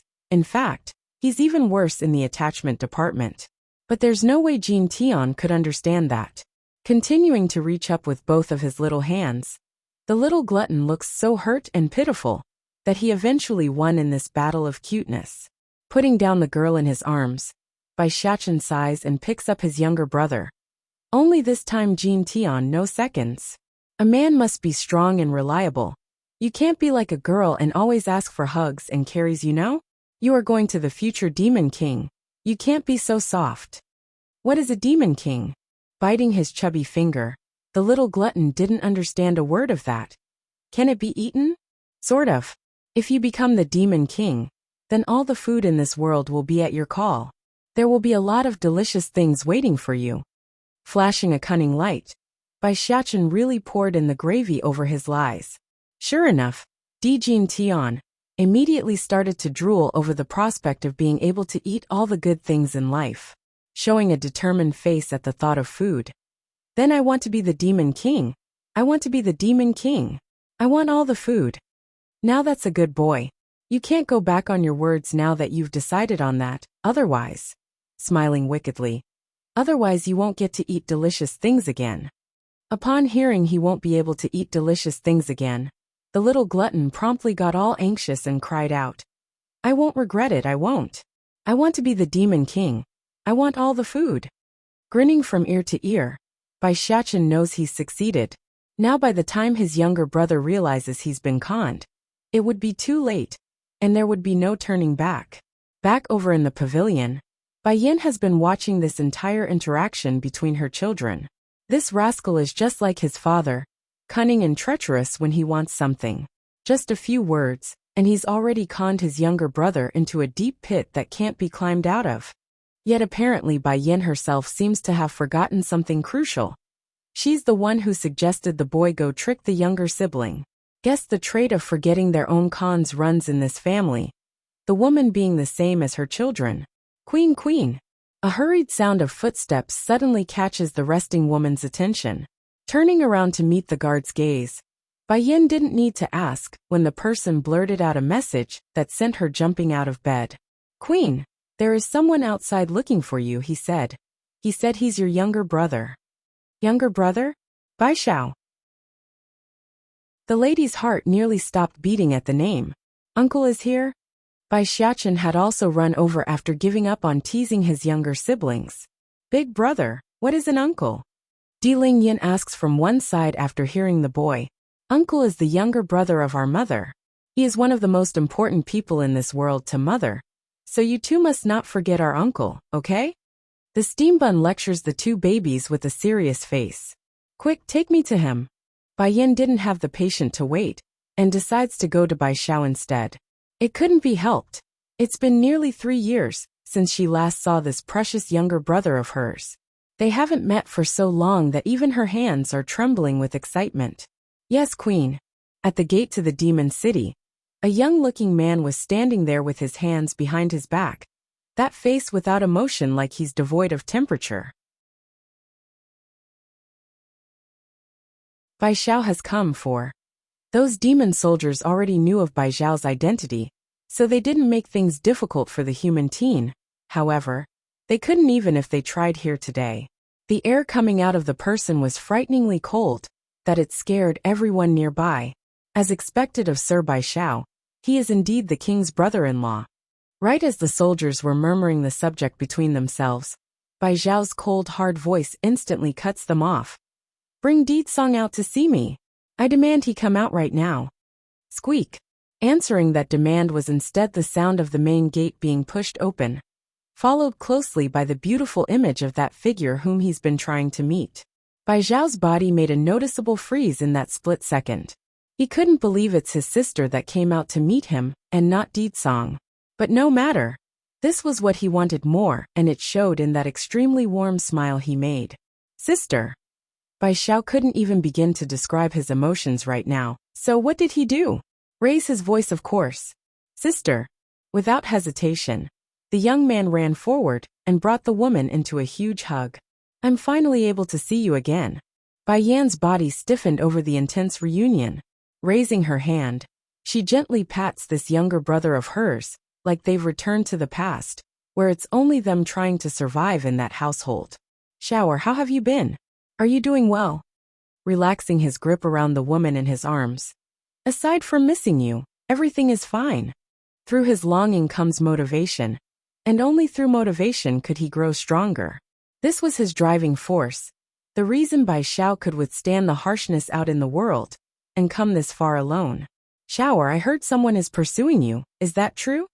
This news was something Bai Yin picked up while she was at the border city a while back. According to those people's gossiping words, the pursuers are also from the celestial realm, which was why she's asking this right away. She's also concerned for this younger brother of hers, showing a faint smile at the concern coming his way. Sister, now is not the time to talk about me, we can speak later. First I will take you away. Bai Yin was startled by that. Leave? Why leave? I've heard about everything that's been happening here. This is also the reasoning for my coming. At first I was only trying my luck to see if you're back yet, but thank goodness you are. Now we can leave. For the past year or so, Bai Xiao has never stopped looking for his older sister. He's searched far and wide across the celestial realm, and found nothing. That's why he came back to the demon city to try his luck a second time. Unexpectedly it worked. My sister is so good. Why should you stay here and suffer under that person? No man out there is worthy of you. If it were just those rumors he overheard from others, then Bai Xiao wouldn't have believed it so wholeheartedly. However, when he came to the demon city the first time, Bai Xiao has come 5. If Di Song's own subordinates admit to the rumors when he came, what other reason does he have to doubt it being true? How could he ever forgive that man? He treats his sister as the most precious person in his life. He couldn't bear knowing she suffered such indignation that she had to run away from home with his nephew. He just couldn't. I like to see you try.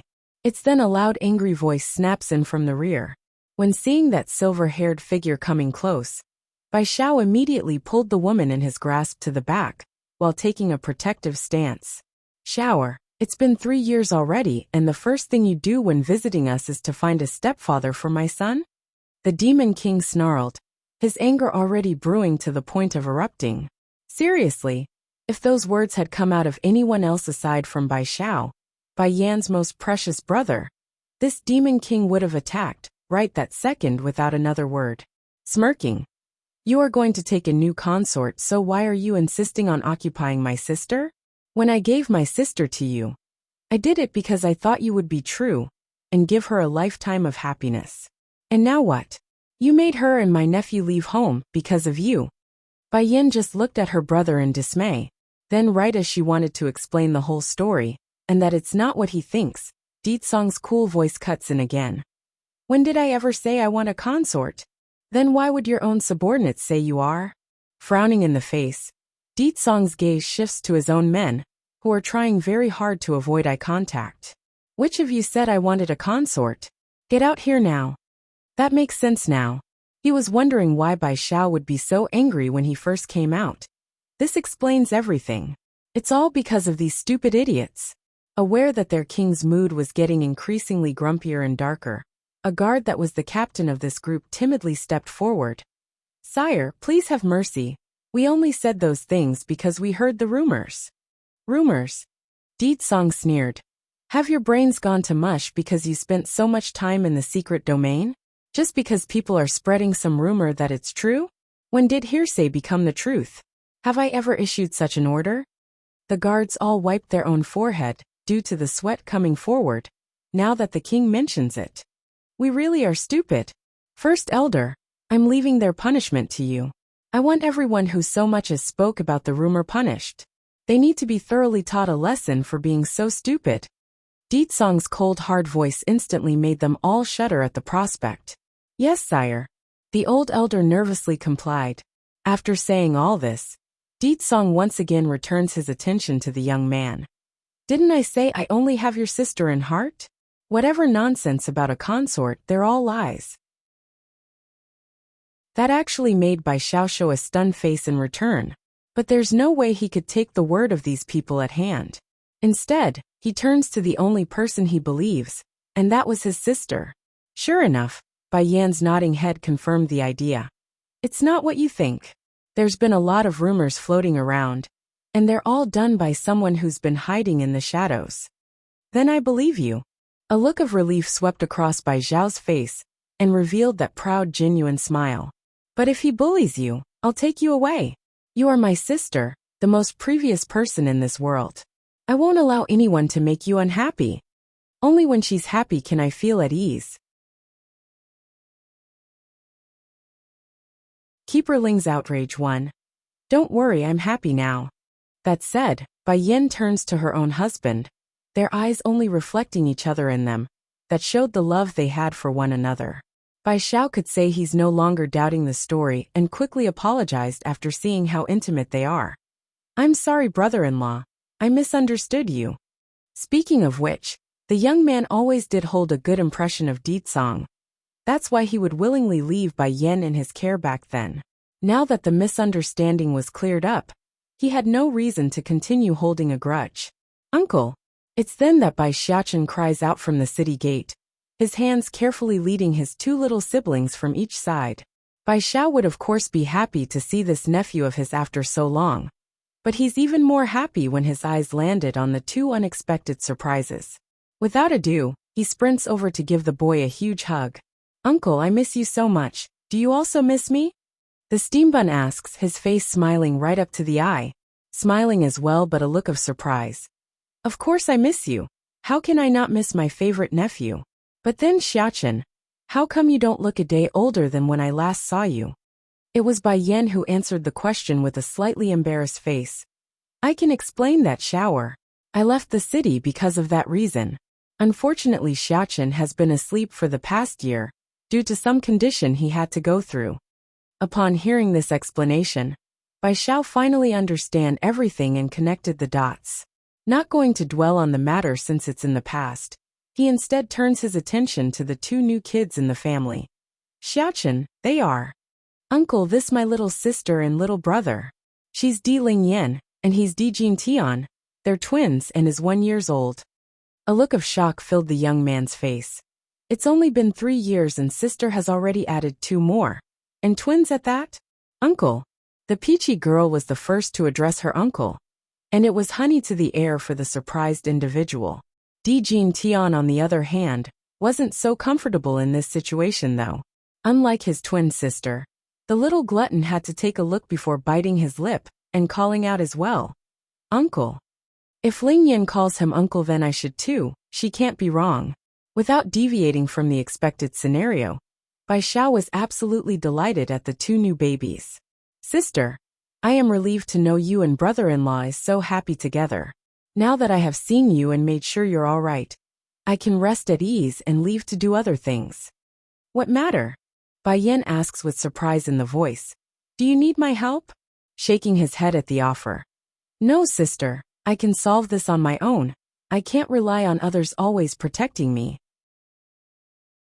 No matter how strong Bai Yan has become now, he's still going to do the same as before, and keep her under his wing for protection. That's also the reason why he refused to join the Holy Land. He must become strong enough to keep up that feat. There's not much else the lady could say to that aside from nodding. Shower, I want you to remember that if there's anything you can't solve yourself, you must come find me. I will be staying in the city for a while. I understand. With a smile, Bai Xiao then looks up to the sky to access the time. Gradually, a sense of worry covered those eyes. It's getting late, I should go now. Keeper Ling's outrage too. Uncle. Pulling his lips down into a dejected manner, Bai Xiaochen suddenly got the greatest idea when he tugged at the young man's sleeve. Are you going to leave right after you arrived? Is it because you don't like me anymore that you won't stay? Just like his older brother, Di Lingyan also bakes on the cuteness factor by staring upwards. Uncle, stay and play with me? Di Jintian, the little glutton, didn't get what's going on with his poor brain. Nevertheless, it won't stop him from observing and copying after staring between his two siblings' action. Quickly and surely, he also grasps onto Bai Zhao's hand and pleaded, "Uncle, don't go. Uncle, don't go. I can eat less and give you my food." Bai Zhao almost couldn't handle the cuteness coming out of his nephews and niece, especially the little glutton, who clearly didn't know what's happening based on his appearance. "Sister." The poor guy turns to Bai Yin for help. He just couldn't bring himself to push them away. Smiling along the face, "Xiao, you rarely come and visit me, so why don't you stay for a few days at least? It's the same even if you leave later." Making a bittersweet smile, Bai Xiao knew he's cornered on the matter. "Alright, fine. Looks like I'm stuck here for sure with these kids clinging to me. Alright, sister, I'll stay for a few days like you ask." That brought a victorious smirk to Bai Yan's face. If Xiao stays, then I can use this time to find out who is after him. If it's not too dangerous, then I will let him go. If not, humph. Whoever dares to go after my brother will pay dearly for having the idea. Yeah. Jumping with excitement across his face, Bai Xiachen started to swing the young man's hand in a playful manner. "Uncle, you have no idea how much I miss you. The people here in this place are all so bad. But don't worry, mother already made them pay for that." Caressing his nephew's hair, Xiachen is still as adorable as ever, so lovable and cute. "First elder, go arrange everything for my brother." Pausing for a second, Bai Yan's tone suddenly got heavy and stern. "Also, make sure everyone knows Xiao is my brother. No one is allowed to disrespect him. Otherwise the punishment will be severe. Humans hates anything that's not their kind. Likewise, demonic monsters also hate humans in turn. So, out of worry for her own brother's well-being, Bai Yin wants to make sure everyone in the city knows they aren't allowed to cross the line." "Yes, Your Highness." First elder complies and then made a welcoming gesture to the lad. "Please, Sir Xiao, this way." After finding her brother gone and they alone again, Bai Yin turns to the children with a cheerful face. "The three of you did well. Mother, praise me, praise me." Di Ling Yin was the most vocal and the first to run into her mother's arm. That face said it all. She wanted to be pampered. "Ling Yin is awesome." Those words instantly brought a giggle to the peachy girl's face that was wiggling in Bai Yan's arm. Mother only praised Ling Yan. I also want to be praised. It's then Di Jin Tian, the little glutton, also joins in, his proud face showing he also wanted to be pampered. Jin Tian is also awesome. That said, Bai Yin uses her other arm to lift her second son up for a smooch. "You did well in making your uncle stay. Now I need all three of you to keep him here. The longer the better. Understand? Mother here needs to find out what's happening with your uncle." Keeper Ling's outrage 3. In that split second where her mood turned negative, Bai Yin unintentionally released her murderous aura, which in kind scared the daylights out of her two children in her arms. Is mother unhappy? Why does she look so scary all of a sudden? Di Jin Tian, the little glutton, thought while Di Ling Yin only kept staring at her own mother. "Ling Yan, Jin Tian, I'm sorry I scared you." Realizing her mistake, the woman quickly recovers her composure and donned a heartwarming smile. "The two of you go play with your older brother now. But do not leave the city under any circumstances, okay?" This was her way of making sure those from the Celestial Palace couldn't get to her daughter. "Yes, mother, I know what to do." Bai Xiachen was the one who answered the order, his face also appearing quite serious because he knew what Bai Yin meant by that last bit. "I will protect my sister and not let those evil people get to her." "Good." Pleased by that, the woman lets the two soft buns from her arms down and shooed them over. "Go ahead and take your sister and brother. You are in charge of them while me and your father aren't around." "Okay, mother." Bai Xiachen reaffirms his own status with a nod, vowing inwardly to protect his little sister from everyone. Back over in the Celestial Palace, Keeper Ling and Keeper Zun had just walked through the main gates when they were bombarded with the ruined image of their home. For a while, the pair were utterly speechless as they stood there, silent with teeth clenched. This pause continued until someone called out to them. It was Keeper Yellow, who had finished cleaning up the backyard when the old-timer saw who has returned. Unexpectedly though, Instead of a greeting like the person expected from these two, Keeper Ling completely erupted and lost his cool, as Bai Yan's words echoed in his brain. Keeper Red is dead, and the Celestial Palace erupted into internal battle. With rage-filled eyes, the foul-tempered Keeper Ling didn't utter a single word in reply. All he did was raise a fist and sent it flying into his opponent's chest, sending Keeper Yellow stumbling backwards in shocked pain. To be clear, if it was under normal circumstances, the poor guy that just came out of the backyard wouldn't have flinched in the slightest from such a punch. But this hit came out of nowhere. Rather than say he's hurt, his emotions were more of the surprised disbelief kind. Keeper Ling, what are you doing? He admits his own strength couldn't compete with the guy who just hit himself. But that doesn't mean Keeper Ling would simply take this transgression without an explanation. After all, he too was also a demi-divine lord. You still got the nerve to ask me what happened? We've only been away for a few days, and you're all going for each other's throat? What about the others involved with the infighting? Tell them all to get their asses out here, especially the one who killed Keeper Red. The anger from the grumpy Keeper Ling grew monstrous to the point where his clenched fist made a crackling sound of air being compressed under his might. Likewise, Keeper Zun, who had remained silent on the side until now, was also looking livid at his clueless brethren. Hold on, infighting? What? Keeper Yellow stumbled for a response due to the weird claim. It's too much for him to process. When did the Celestial Palace attack each other? What the hell is Keeper Ling talking about? Is it because he doesn't like me and wants to make trouble? Thinking up to here, the unhappy old-timer slowly climbs back up again from his location, showing an ugly face. Keeper Ling, I know you are not in favor of me, but there is no excuse in deliberately attacking me. I am not afraid of you. As a demi-divine lord, it's not an absolute certainty that I will lose to you in real combat. Keeper Ling's outrage for bang. This time Keeper Ling didn't waste a single word. Coming right behind the yellow-robed elder, he slams down with a palm strike for real, which was met with a countering palm strike as well. The exchange quickly created a huge invisible storm in the air as their fighting dragged out, sending all of the debris flying in all directions. The most notable would be the surviving trees in the nearby garden. It survived the previous battle when Bai Yan attacked, but the poor greeneries got obliterated into nothingness this time around. What are you all doing? Eventually the huge fighting had attracted the attention of the remaining keepers.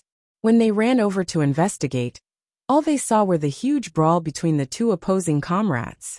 Undoubtedly a frown crept into their faces due to this, but more confused by what's going on. Eventually an elder by the name of Keeper Blue stepped in to put a stop to this. Keeper Ling, why are you attacked Keeper Yellow? Explain yourself right now. The grumpy old elder sneered at the question directed his way. As annoyed as he was, he still wouldn't go crazy mad yet, and spoke with clear disdain in that voice. You still want to ask me that? Me and Keeper Zun only left for a short period, and you're all going for each other's throat. Look at this mess. And who is the one that killed Keeper Red? Get that person out here to see me now. You speak nonsense. Keeper Yellow snapped at the accusation, pointing his finger like he couldn't believe the ridiculousness of it all. Quit trying to find excuses. I know it's because you don't like me that you're making up words. That's why you're looking for trouble. When did they start fighting among ourselves? Why doesn't he know? On the contrary, it's Keeper Ling who attacked him first without a word of explanation. It's clear to the yellow-robed elder, who was the bad one in this fight. Both of you stop first. It's then Keeper Zun, who was still showing an ugly face, decides to cut in, turning to the rest of the group who had just arrived. Tell me the details. What happened during this period while me and Keeper Ling was away? How did Keeper Red die? Unlike the grumpy old-timer who started the fight, Keeper Zun was clearly the more level-headed one among the pair. After hearing bits and pieces, he could already tell something was amiss. From the day you three left, the Celestial Palace was attacked in multiple locations. First it was the training ground for the elite disciples, then the back mountain where we planted the herbs and such. In order to catch the perpetrators, we and the rest of us here went out in two groups. leaving only Keeper Red behind to watch over the place in case someone snuck in. That finally brought some sanity back into Keeper Ling's face. Slowly putting down his fist, he wanted to believe the story but still appeared skeptical. But we did not expect that girl to return. And she also brought the old coot with her. I'm not sure if our former brother recovered his strength or not, but according to the pieces of scars and information we have gathered, Keeper Red and the rest of the corpses here were likely killed by those two. What? The explanation was akin to a thunderclap to the ear, sending both Keeper Ling and Zun into a shocked look of dismay. You mean Keeper Red is killed by the crazy old coot? The Grump Keeper asks with clenched fists.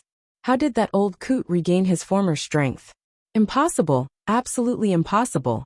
Yes, according to Ruashi's words, it is likely the case. I'm sure I don't need to explain the girl's personality and character to you. She wouldn't lie. If Keeper Red didn't push the lass away and forced her to flee, I can already see Ruashi dying with everyone else that you see here. Such a good girl. Why does the Celestial Lord not like her? In comparison, Bai Yin can't even be qualified to lick her shoes. How can two people who grew up together be so vastly different? Keeper Ling's outrage 5. Right, what were you two talking about just now? What did you mean by infighting? Keeper Blue asks again, after recalling this tidbit. Before, when we were at the Demon City, Bai Yin said the Celestial Palace has fallen into chaos, where everyone was attacking one another, and that Keeper Red has died in the process. We came back as soon as I got the signal from Keeper Yellow's messenger token. Unlike Keeper Zun, who only felt incredibly stupid for being played, Keeper Ling was seriously becoming twisted in his facial expression. One could figuratively see a burning flame of hatred in those eyes. Demon Realm. Bai Yin. Di Tsang. Those bastards. I didn't expect Bai Yin to be so bold to lie to me. Huffing hard to keep his temper under control, Keeper Ling explains without a hint of remorse for his own actions. This unapologetic appearance didn't escape Keeper Yellow, of course. He took the brunt of those attacks and suffered greatly, which could be seen from the blood leaking from the corner of his mouth. So that gives you the right to hit me? You didn't say so much as a word to me when you attacked. Retorting in an unreasonable manner. If you knew it was a misunderstanding, then why didn't you speak up? Why did you keep quiet then? That's just how it was. Since the day the old coot went mad and had his strength decline greatly, the title of strongest keeper had fallen onto this ill-tempered old-timer. Whether he's right or wrong, or whether or not the fault lies with him, the individual here didn't care. It's also the reason why everyone holds such a strong opinion about the grumpy guy. Keeper Ling. Snapping as well at the ridiculous reply, the injured keeper couldn't hold back and started to vent his anger in kind. What do you mean I didn't speak up? Did you bother to let me speak up? Don't think for a second I don't know you dislike me. I bet you are only using this occasion an excuse to attack me.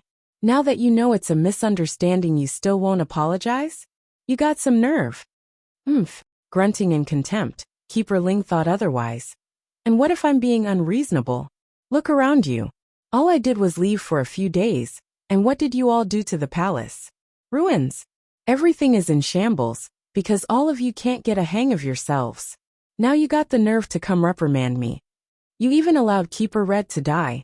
If anything, my punch to you is considered leniency. Or now Keeper Yellow could literally faint due to the blood boiling up from his throat. He's seen shameless before, but not this shameless.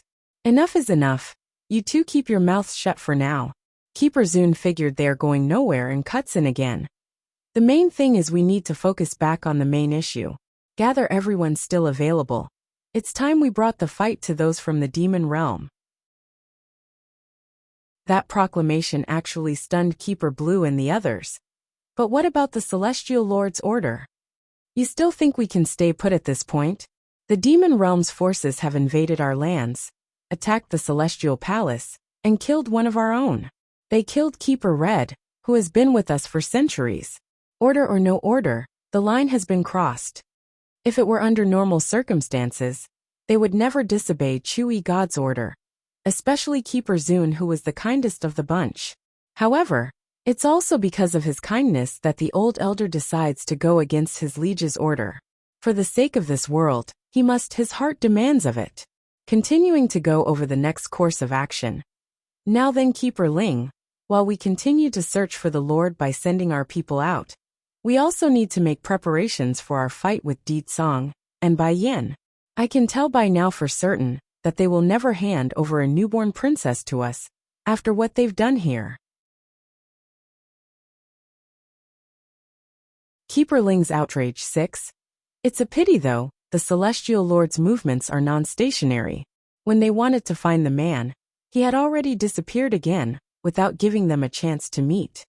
Send more people to protect Ruoxi for now. Keeper Zun frowns up. She's not having it easy.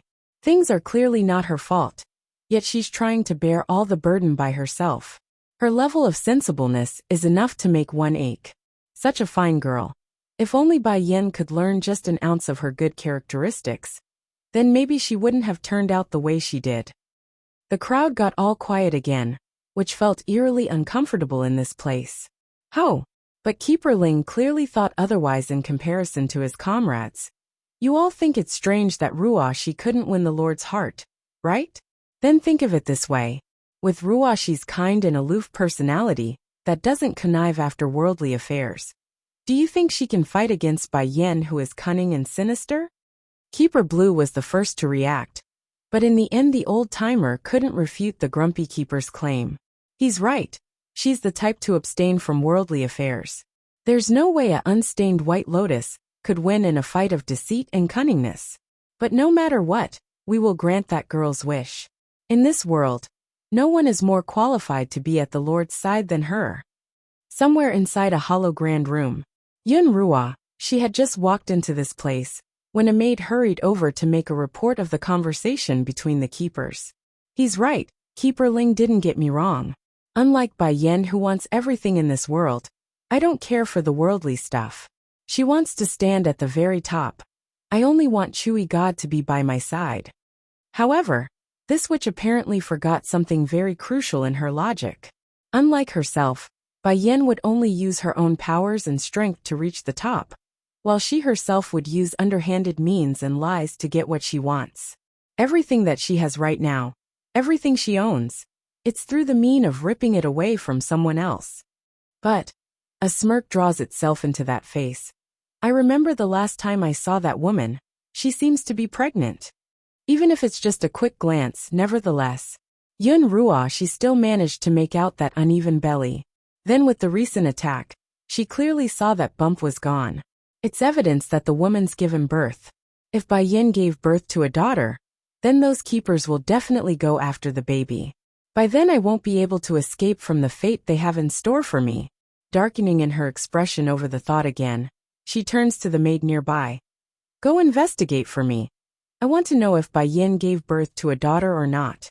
If she did, then come back and report the news to me. If there's no mistake on her part, Keeper Ling also recognized Bai Yan's pregnancy. That's why he suggested the plan to drain the child of her blood. There's no way Ruoxi could stand idly by and do nothing. She must kill that baby before the keepers get their hands on the thing. To trick a child one. All of you leave me, I want to be alone. Yun Ruoxi, the deceitful witch, orders. Yes, milady. The maids in the room bowed and retreated with haste. Bai Yan, you can't blame me for this, so you better pray that your next child is a boy as well and not a daughter. She mutters to herself with no recipient in mind. However, it's exactly then, in her momentary lapse, that a shadowy figure emerges from the darkness of a corner. Why are you here? A gloom instantly covered Yun Ruoxi's face once she recognizes who it was. Did I not say you are not allowed to come before me unless I call for you? Do you take my words for nothing?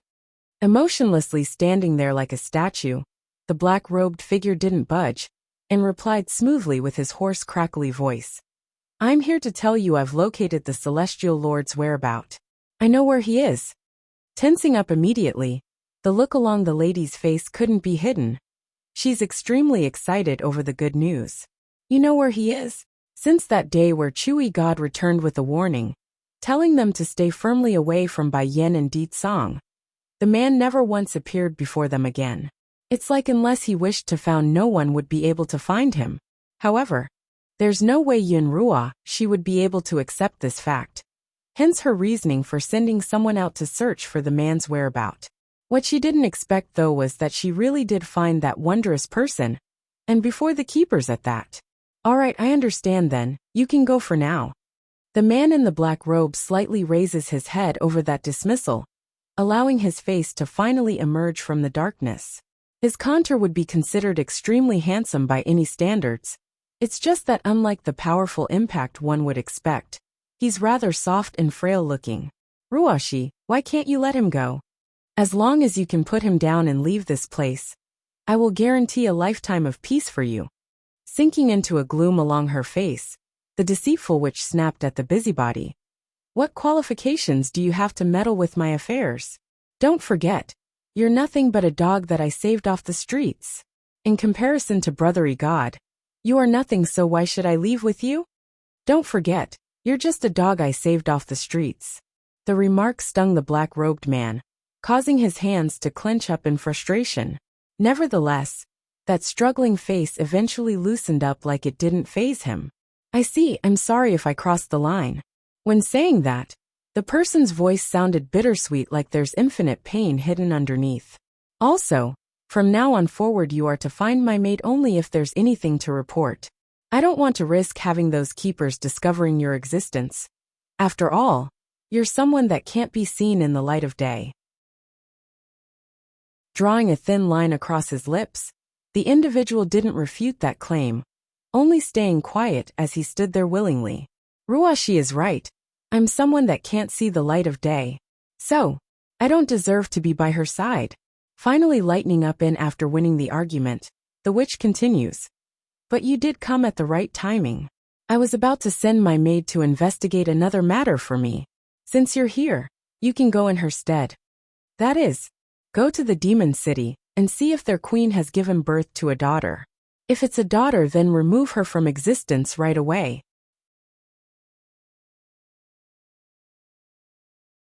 To trick a child too. The man in black went rock stiff over that order, raising his head with shock shown across those eyes. He couldn't believe that twisted face was coming out of the lady across from himself. Ruashi, that's a child you're asking me to kill. Showing complexity in his voice. You should know I have two rules in the people I kill. One being I won't kill the innocent and old, the other being children. Winger. The witch literally screeched. She is not a child. That baby is no more than a monster, a demonkin. You are not violating your own guidelines, so do not bicker with me. Not to mention I saved you back then. Winger's heart trembled over the reminder, which causes his hand to instinctively clench up. Every time he that wants to refuse this woman's request, mainly because they're never good, he would always act this way. One being it's against his standards, the second being he's not an evil person at heart. Nevertheless, what happened in the past left too much of an impact on his heart. She's the one person who reached out and saved him from that dark, lonely place. That's why, no matter how cruel and ugly Ruashi becomes, this shadowy man known as Winger would always appease her request. One for gratitude, the other for the ounce of warmth he got in all his life. He's never felt anything like that, and clung to that emotion like a moth to fire. Leave this to me then, Ruashi. Gradually a firm light filled Winger's eye. I said it before. I will protect your happiness in this life. Therefore, I won't allow others to destroy your happiness either. Even if this means he must destroy everything that he holds dear, including his own consciousness, this man of the darkness wouldn't care. Showing a soft, gentle smile now, Yun Ruashi couldn't ask for a better response. I know I was being a bit harsh on you, Winger, but you must understand, I'm also getting anxious as well during these hard times. Let's do this then. After this mission is completed, I will grant you one wish that's within my ability to give, and if possible. That said, a flash of murderous intent beams right out of those eyes. Kill Bai Yin if you can, kill her if you get the chance. Roshi was very much aware of Winger's strength. If this dog of hers goes in person, he might just be able to do some serious damage to that family. If lucky, he might even assassinate Bai Yin while they aren't aware of what's going on. Pursing his lips into a thin line, the shadowy man gave one last stare to his supposed savior, before finally turning away. In the end, he didn't try to persuade her anymore, and disappeared into the sky. Not long after this brief encounter, Yun Roshi had come before the grumpy keeper. Happy in the face. "Keeper Ling, you came right on time. I got wind of Brother God's whereabout." "Really?" A flash of joy filled the old-timer's face, causing his eyes to shine with warmth and kindness. "It's true.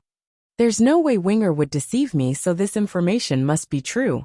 Keeper Ling, I ask you not force the Lord into anything he doesn't want to do.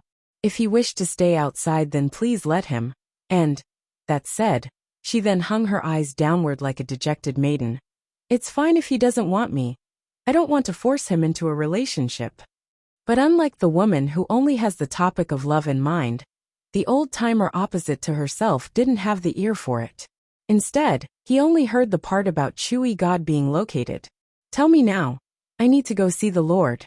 No matter what, I must bring him back to the palace." In that split second, a sinister light flickers within the senior's eye, a total contrast to the delighted face he was making. If I remember correctly, Bai Yin was already pregnant before. If without accident she would have given birth by now. If it's a girl, then that's perfect. If not, then I will make sure she produces another one. And to do that we will need the Lord's help.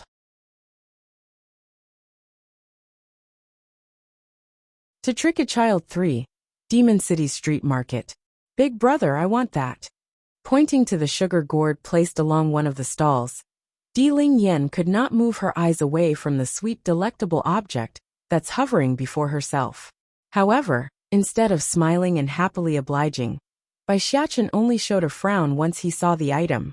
"Ling Yen, be good. Those sweets aren't good for you, it will make your teeth rot. Here, I can give you my candy beans," the boy says, trying to keep the girl in good health. Naturally, the candy beans he's referring to are Dan pills concocted by Bai Yen, puckering up her little lips into an unhappy line. "I want the candy there. Big brother, buy me candy." As always, the peachy girl always wins once those tears started to roll. There's no way the boy could refuse. Then only one, no more than that. That said, Bai Xiachen picks up his little sister and went ahead to purchase one sugar gourd. "Here, Ling Yen, your candy." Immediately, a burst of delighted giggle comes out of the baby's mouth. But right as the two were about to continue shopping, a small little hand had reached over from the side to grasp at the older boy's robe. Looking down, Bai Xiachen's view was promptly welcomed by Di Jin Tian's baby fat face. "Big brother, I also want a sugar gourd. I want to eat too." "No." He unmercifully rejects the request. 3 seconds. That's all it took for the little glutton to break out into a crying fit that rocked the sky. "I also want sweets. Big brother bought Ling Yin one and won't buy me wah. I also want to eat sugar gourds." Due to his belief that boys mustn't be pampered, Bai Xiachen simply stood there with an indifference face to the tantrum-throwing kid. But that wasn't to say someone else wouldn't be moved by the scene. Di Ling Yin was happily licking away at her own treat when she started to furrow up in the forehead. "Here, second brother, you can have some, don't cry no more."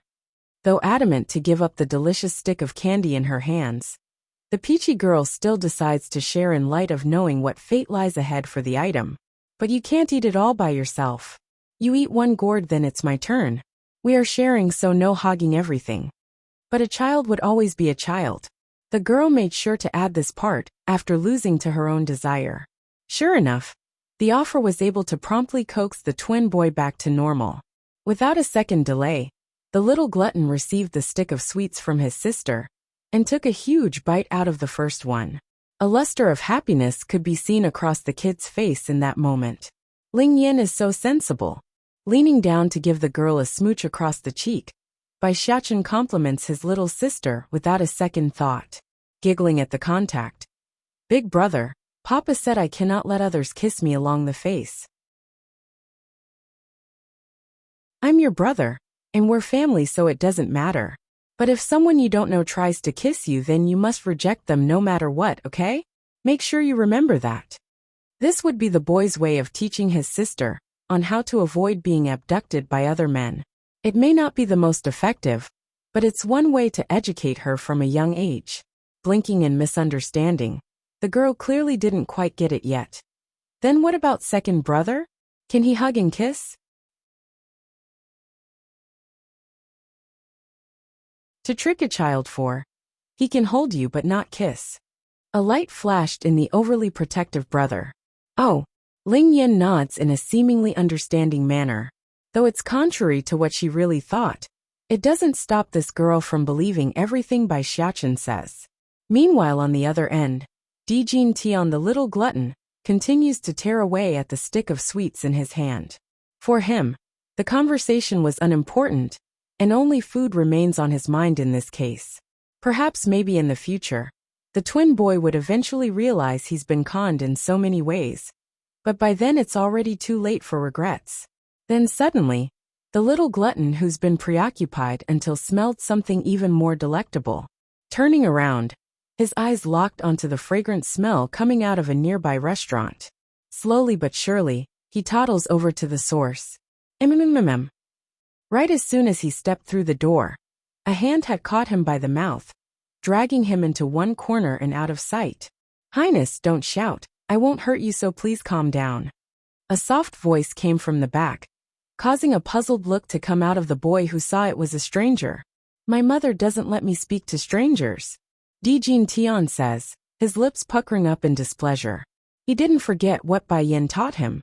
Strangers are bad, and he needs to be a good little boy. Prince, I'm not a stranger. I'm a maid from the leopard tribe, also someone your father picked to care for your sister and you. The woman's face softens up as she explains. I have a lot of food, so why don't you come with me? Truth was, this maid who's trying to kidnap the gluttonous boy wasn't doing it out of malice. Rather, she's also under duress. Prior to Mu Shui's escape from the palace, the wretched girl kidnapped this maid's younger brother and threatened to kill him if she doesn't do as that traitor says. Now she had no choice but to carry out this plan. Food. A light blooms out of Jin Tian's eye over the idea of food, which also causes him to drool in kind. But he didn't forget his mother's words either. As a result of that, a tight expression promptly took hold along that face. Moments later, under that anticipating look of the maid, the little glutton shakes his head. Mother won't let me strangers' food. Although he does want to eat it very much, but he much rather not see Bai Yin be unhappy. Like I said, I'm not a stranger. The woman's face went slightly white, rousing a sense of urgency in her voice. Oblivious to the change, Jin Tian continues. But I don't know you. That reply was a huge stickler in the woman's chest, making her want to suffocate from frustration. Didn't Mu Shui say this little prince is very gullible and easy to trick? Why is this guy so hard to persuade then? Getting a bit hard in the face now. Prince, I have been ordered by your mother the queen to take care of you. Come with me, and I'll take you to eat something very nice. There are many things you've never tasted before. That tidbit at the end definitely had an effect on the boy's mind. He looks even more tied. But in the end he still turned away for the outside despite how much he wants to stay. My mother said, those who try to lure me with food are bad people. I don't believe you.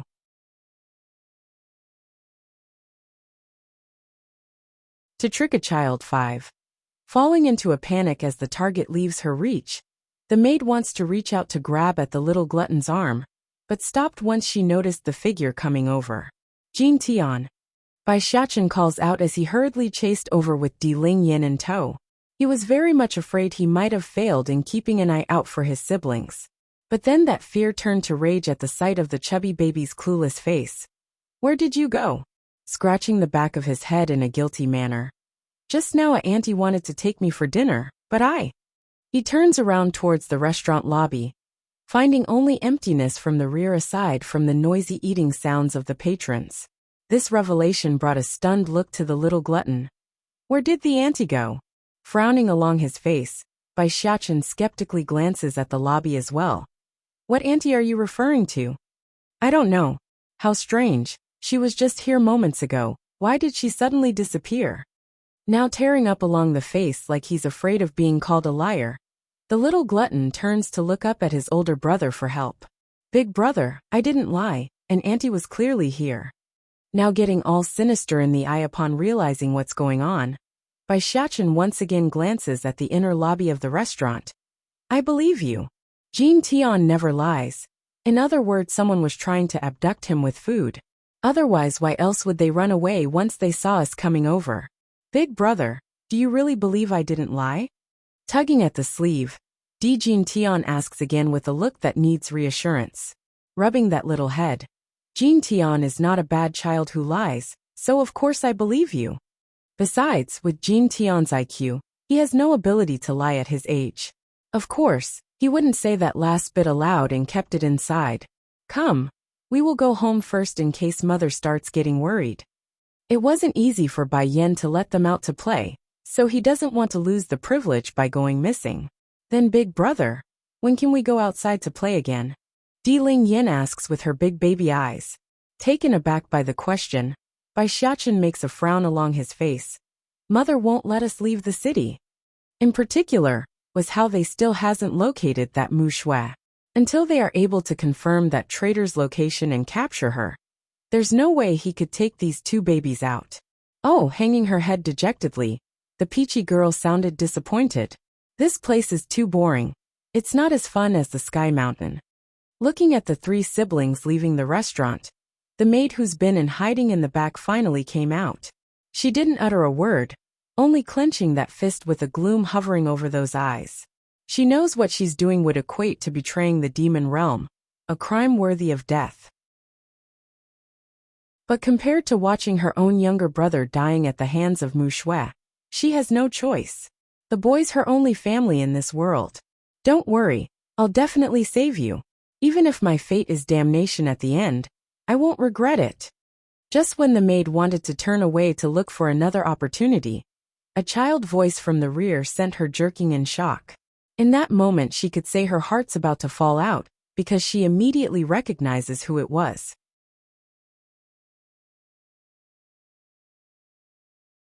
To trick a child 6, you're stumbling backwards. Her face told everyone that she didn't expect this encounter, and in such a surprising manner. Are you my parents' subordinate? Why haven't I seen you before? Stepping forward, Bai Xiachen asks with a much heavier tone that conveyed he's suspicious and on guard, nearly losing her wits due to the panic swelling inside. Highness, the king has so many demons working under him. How can you know all of us? It's normal for you to not recognize me. That's a logical excuse, which the steam bun didn't refute with a nod. So you wanted to take my brother to eat, is that right? What kind of food did you have in mind, and where? The woman's face grew even paler than mere seconds ago over the obvious interrogation, trying hard to suppress her inner horror. I only heard His Highness likes to eat. That's why I offered to make him a couple of dishes I learned recently. I shouldn't have gotten the idea to get close to His Highness, please forgive me. Plop. Ads taking to the knee. She began to kowtow repeatedly with her forehead, making a banging sound upon impact. Looking down with narrowed eyes now, Bai Xiachen doesn't look moved in the slightest at the plea. If you really only wanted to get close to my brother, then why don't you follow me back to the palace? I'm sure my mother will like to meet you in person, how about it? The woman visibly froze in that moment.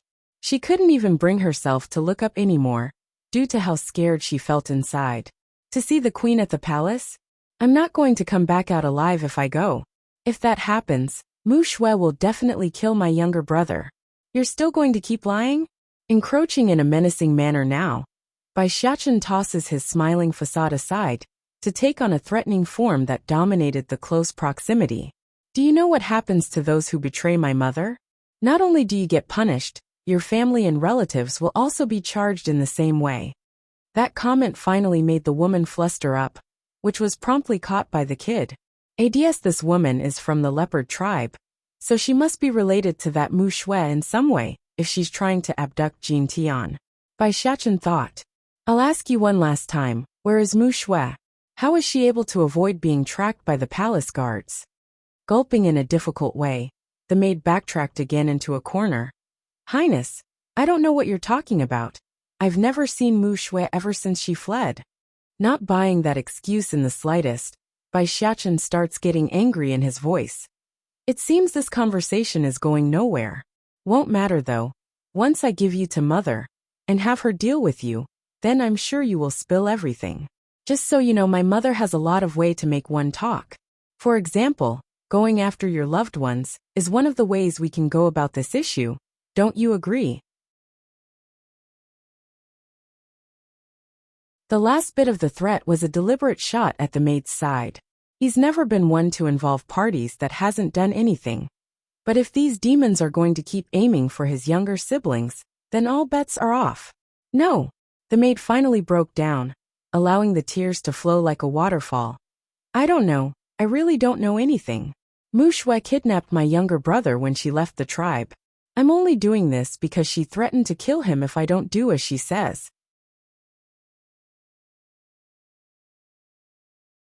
Come on their own too.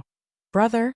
Caught in pain due to the tension along her arm, Di Lingyan calls out to the boy who was stuck in deep thought, coming back to reality and letting his hand go. Oh, I'm sorry, Lingyan, did I hurt you?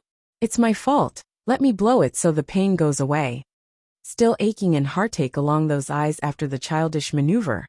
Does it hurt still? Shaking her little head over the question. Brother blew on it so it doesn't hurt anymore. I'm sorry, I'll pay attention next time. Turning back to the woman who has now confessed, a flicker of cold frost dressed the boy's eye. What's your name? Trembling along the shoulder. I am called Red Leaf. Red Leaf. All right, Red Leaf, where is Mu Shui now? How did she get away from the soldiers at the beginning? I am sorry, Your Highness. I don't have an exact answer to your questions. I only know Mu Shui escaped from the city and is currently in hiding not far from the settlement.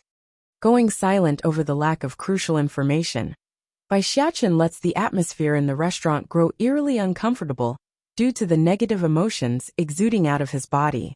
He's very unhappy, and it showed in his aura. If Mu Shui did not go far then, that proves she didn't team up with the Celestial Palace just yet. I can't let the news of Ling Yan existing reach the ears of those bad people. Biting his lips. Where is Mu Shui now? Take me to her. Bowing her head. I can't find her. She only gave me a transmission talisman to message her through it. And she told me I am to wait for her at a specified location with the princess. She will then come find me afterwards. That roused a frown along the steambun's face, because he wanted to use this chance to lure the traitor out. But it seems that wench was more vigilant than he gave her credit for. Then signal her that you've caught Ling Yan. We will wait for her at the specified spot. That said, a sinister grin drew itself into the boy's face, showing he's got a plan in mind. This Mu Shui needs to be removed, otherwise she will become a scourge down the road. Yes, Your Highness. While nervous and scared inside, Red Leaf also understood this was her only chance at saving her younger brother. She's been exposed, caught, and forced into an arrangement she has no say in it. Whatever happens was going to happen and she knows it. Outside the city, not far away lied a stretch of greenery that made up a valley. This was also where Mu Shui stood, at the peak overlooking the settlement where she's currently wanted on crimes of treason. Before the king clearly wanted to take me as a consort, damn it. If that queen didn't return, and used her running away to take the king away, then I would have gotten everything that I wanted. Damn her. Damn her and her children. Inhaling deeply to quench some of that anger surging from within, ready to boil over if she doesn't, Mu Shui recalls back to the scene from that day outside the palace. She had just finished an errand for herself when the wretched girl returned to the main gates. That's where she saw her own mother's body, hanging off of a rope at the entrance. Mu Shui was terrified, of course, finding the only family she considered close dead. But more of that worry was about herself and what it meant.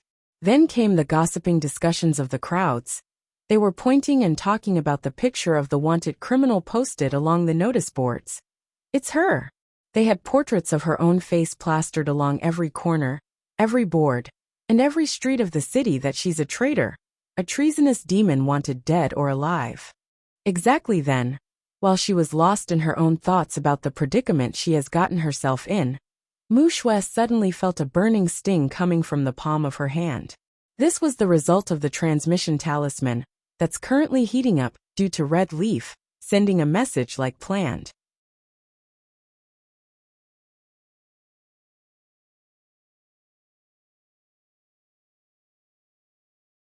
Come on their own 3. A sense of ecstasy filled Mushue's heart once she became aware of what the message meant. It's so strong that even her body had started to tremble. Bitch, so what if you tricked the king? You will never beat me in the end, ha ha ha ha. She laughed wickedly like a witch that has lost her mind. Once I ascend into the post of being the demon queen, I will deal with you Mu Ying, and all the rest that dared to cross me. How dare you betray me and our mother? I will rip out your heart and feed it to the birds. Meanwhile at the same time, Bai Yan was back in the palace sitting along a bed she arranged inside the garden pavilion, when an urgent cry snapped the sleeping woman out of her nap. My queen, this is bad, very bad. A female figure quickly ran over. Huh. Still slightly drowsy in the face, Bai Yan turns to make a frown along the face. This individual wasn't someone she's familiar with, so the person didn't hold much of an impression. What's going on? Why are you acting so rashly while inside the palace? The maid's eyes were full of anxiousness like something critical just happened. Just now I saw the little princess being taken away by someone. They should be at the main city gates by now. What should we do, your highness? Swish. Getting up in one full motion, Bai Yan's face took on a stern and serious look as she grabbed at the maid's shoulder for further detail. Ling Yan got taken away? Did you inform Ditsong of this matter yet? I'm going to find him now. Seeing how the desperate mother's about to run to the study, the maid grew antsy and yelled out the only reaction she knew. I will go inform the king. My queen, you should hurry and go save the princess on your own. Originally Bai Yan had lost her wits due to the story revolving around her children, but that last careless remark instantly sent her into a wary alarm. Holding her steps into a slow pace, she turns around with skeptic eyes. Where's Mu Ying? That's right. I ordered that girl to watch over my daughter at all times, never to leave Ling Yan's side. Why is it this maid that I barely have an impression coming here to tell me this? Something's not right. The maid's face grew more flustered. Mu Ying, she got knocked out during the scuffle. That's why I had to come in her stead. Growing even more skeptical now, Bai Yan didn't miss the flicker of panic avoidance in the maid's eye. All right, you can go inform Ditsong. I'll go look for Xiachen first. If these people want to drive me away for some reason, then I better find out why. And it's time I did some house cleaning in the palace. I can't have these spies constantly running around trying to cause trouble. Yes, queen. The maid bowed, not daring to make eye contact. What are you standing there for still? Hurry and go. She snapped. Under that oppressive and forceful glare, the maid didn't need any more urging.